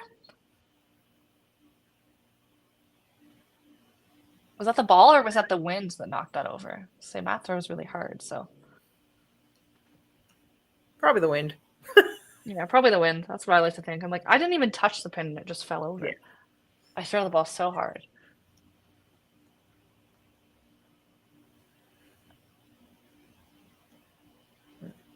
Still good finish. Yeah, great finish for Jamie. That 248 to Matt's 291. So the Crusher's taking that first match. I'll get my points up here. Now, Kaylee needs to at least mark on her first one. Yeah, she needs to get the first one right to.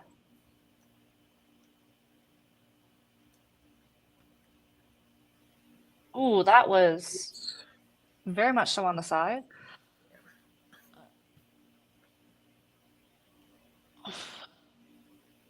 Oh. Okay, so. Okay. She spares us. We could be in a tie. Yeah, depending on what Tim does here. Oh, okay. Spare strike wins. Spare strike, yeah. Spare strike to win by 3. What a way to end the game and match, hey? Like down to the last 2 balls. Yeah. Yeah, no, literally.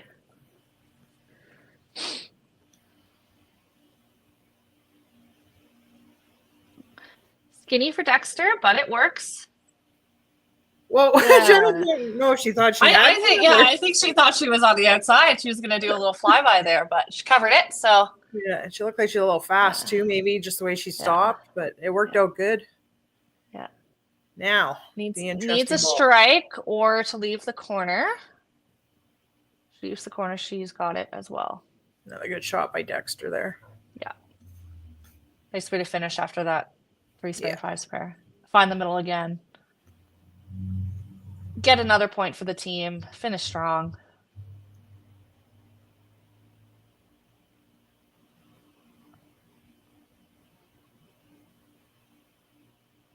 There it is. Oh, yeah. There it is. And she's got it. Wow. That was a great match, that one. That was certainly exciting, that's for sure. Yeah. 255 to a 252 with Kaylee on the Misfits taking that match over Tim. Even with a set of 8s in there. Yeah. I feel like she got almost every letter of the alphabet today. Yeah. Yeah, pretty much. So obviously Dexter taking that point against Curtis, who's in for Ron now. Yeah. I was just going to say, see if Curtis could finish out strong for them. Yeah. Right corner. Great game by Katie there. Yeah, great game. Yeah, certainly much improved from that first game today. Yeah. Points wise. It's just a matter of now of what that split's going to be. Oh, Barry getting absolutely roasted with that left corner. That was yeah, because you kind of needed that strike to keep that match in check there. To have a chance at that match. So 226, he can get to 256. Yeah, so Justin's already another point for them there. So looking like it's gonna be that 6-2 split again. Just flipping the other way this time. Yeah, for sure.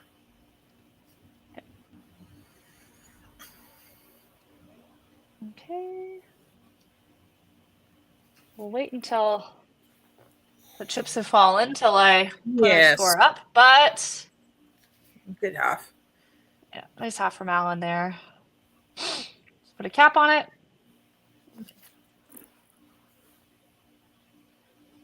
Yeah, so great bowling on the Crusher side. The 14 and a half, 1434. Definitely feels good to bounce back from that 7-1 loss earlier. And the Misfits looking like they're going to come out of this with another 2 points on top of their 6 from earlier. So total 8 points for the day. Crusher's going to be looking at 7 points for the day, right? Yeah. Yeah. I don't do math. I didn't even write these numbers down. I'm just like trying to rely on my memory. Yeah. Okay, yeah, and with that, we have Justin taking that point as well. But then with the Crushers, obviously taking total. Definitely not bad bowling on the Misfit side. Just a few unfortunate punches here and there. I mean, you look at Justin's match, it's like he's on the middle every single shot, just with some of those head pin with a little bit extra. Same thing with Kaylee, all over the middle. Aces in there and 8 in there. Sure. Definitely just, sometimes that's the way it goes. Yep. It's real great, but we'll see if Justin can finish it out here with the ham bone. And it's tough too when you have 3 out of the 4 on opposition come out just firing right at you at the beginning to try to keep up, right? Yeah. They did well. Yeah, did well to keep pace. Nice little ham bone for Justin to finish things off there. That's for sure. Well, let's take a look here at our standings again. So Misfits took 8 points today, so that puts them at 56 and a half. The Crushers took 6, they took 7 points, right? So that puts them at 52. So ahead of the Pinslayers, but behind the Roses. Obviously the Carnage still have next week to play, as do the Venom and the Roses. So just on the cusp there. The Misfits, again, should be comfortable, but I mean, it depends how things sort of shake out next week. Yeah. But definitely some great bowling today. Some interesting bowling at times. Oh, which for is sure. sometimes, you know, fun for us, not fun to actually be bowling and have it be interesting. I don't like getting aces myself, but watching it is kind of interesting. Yeah, Kaylee's going to message me after and be like, what do you mean getting aces is interesting? I don't want to get aces. But for sure. Yeah, definitely nice for some teams to be able to finish the season on a high note. That's for sure. I don't think any of them can complain that they sort of were limping to the finish line. That's for sure. Yeah, exactly. Yeah. So That with was a good that, match. for sure. With that, we'll bring our coaches back. I don't see Barry. I do see Harvey. Unless they're not together here. I have to stage. We're both here. Oh, they're together. Oh, you're together in one spot. I was wondering where Barry went. How are you guys doing? Obviously, Harvey, that was a nice way for the team to bounce back from the first match today against the Rebels, taking another 6 points. How are you guys feeling, thinking about the matches next week? Yeah, that's what we're thinking. Yeah, I was going to say, it's going to be interesting. Yeah, we have to wait till next week to see what happens, but we definitely needed that win. Yeah. For sure. And then Barry, how's your team feeling? Obviously, taking those 6 points the second match, having the split go the opposite way in your second match. Again, I think you're in a similar boat to Harvey and the Crushers, looking ahead to next week, they're right? in a better position than us. Yeah. Definitely helps taking the 2 points for us, so it keeps us ahead of them. So see what happens now. Yeah, for sure. Any plans to sort of cap off the regular season for both of your teams now? Yeah, I'm going to drive 3 hours back to Calgary. Are you going to go golfing after, though? No, not quite that nice. No, it's not. The people who are golfing are crazy right now. But It's getting close. Barry, what about? It's getting close, though. Unless you want to stop and do some sim golf at Sean's house on the way home. There you go. All right. Well, thanks so much, guys. Harvey, safe drive home. Barry, we'll possibly see you guys in a few weeks here. Great All right. bowling, Thanks a lot, you guys. Awesome. Thanks, guys. Great ball. Awesome. Yeah. Thanks so much. Thanks. All right. Well, with that, week 19 comes to a close. We have one more week here, a few more matches left to play. Next week, we're looking forward to watching the Roses, the Carnage, the Venom, and Pinsanity play. So certainly going to be watching those standings with bated breath, seeing how the chips all fall at the end of the season. No, for sure. So with that, thank you guys for joining me today to watch some bowling on a Sunday. No worries. With that, we'll play our outro. You betcha. Thanks, guys. Awesome. Thanks so guys. much, guys.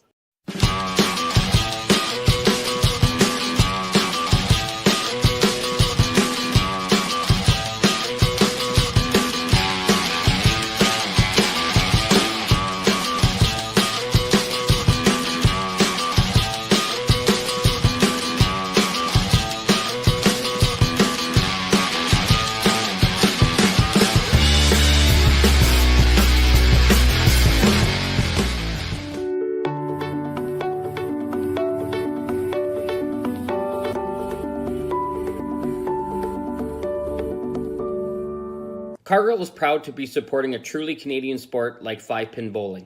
We look forward to watching some great competition from many competitors and bowling centres across our country.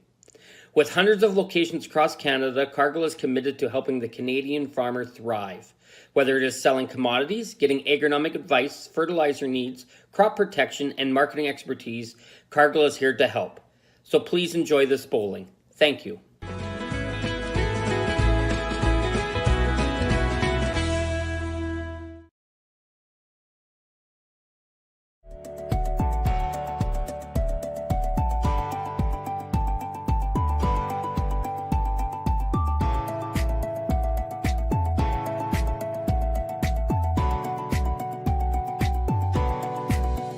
Financial freedom begins with financial literacy. Hi, I'm Dave, and I'm thrilled to be a sponsor. My journey began as a teacher because of my deep passion for education. I brought that same passion into the financial world to help families achieve financial freedom. Financial freedom isn't just about having more, it's about knowing more. That's why I'm here to help you make smart decisions with insurance, investing, and lending, all in one place. I'm Dave, and together we'll help you achieve financial freedom.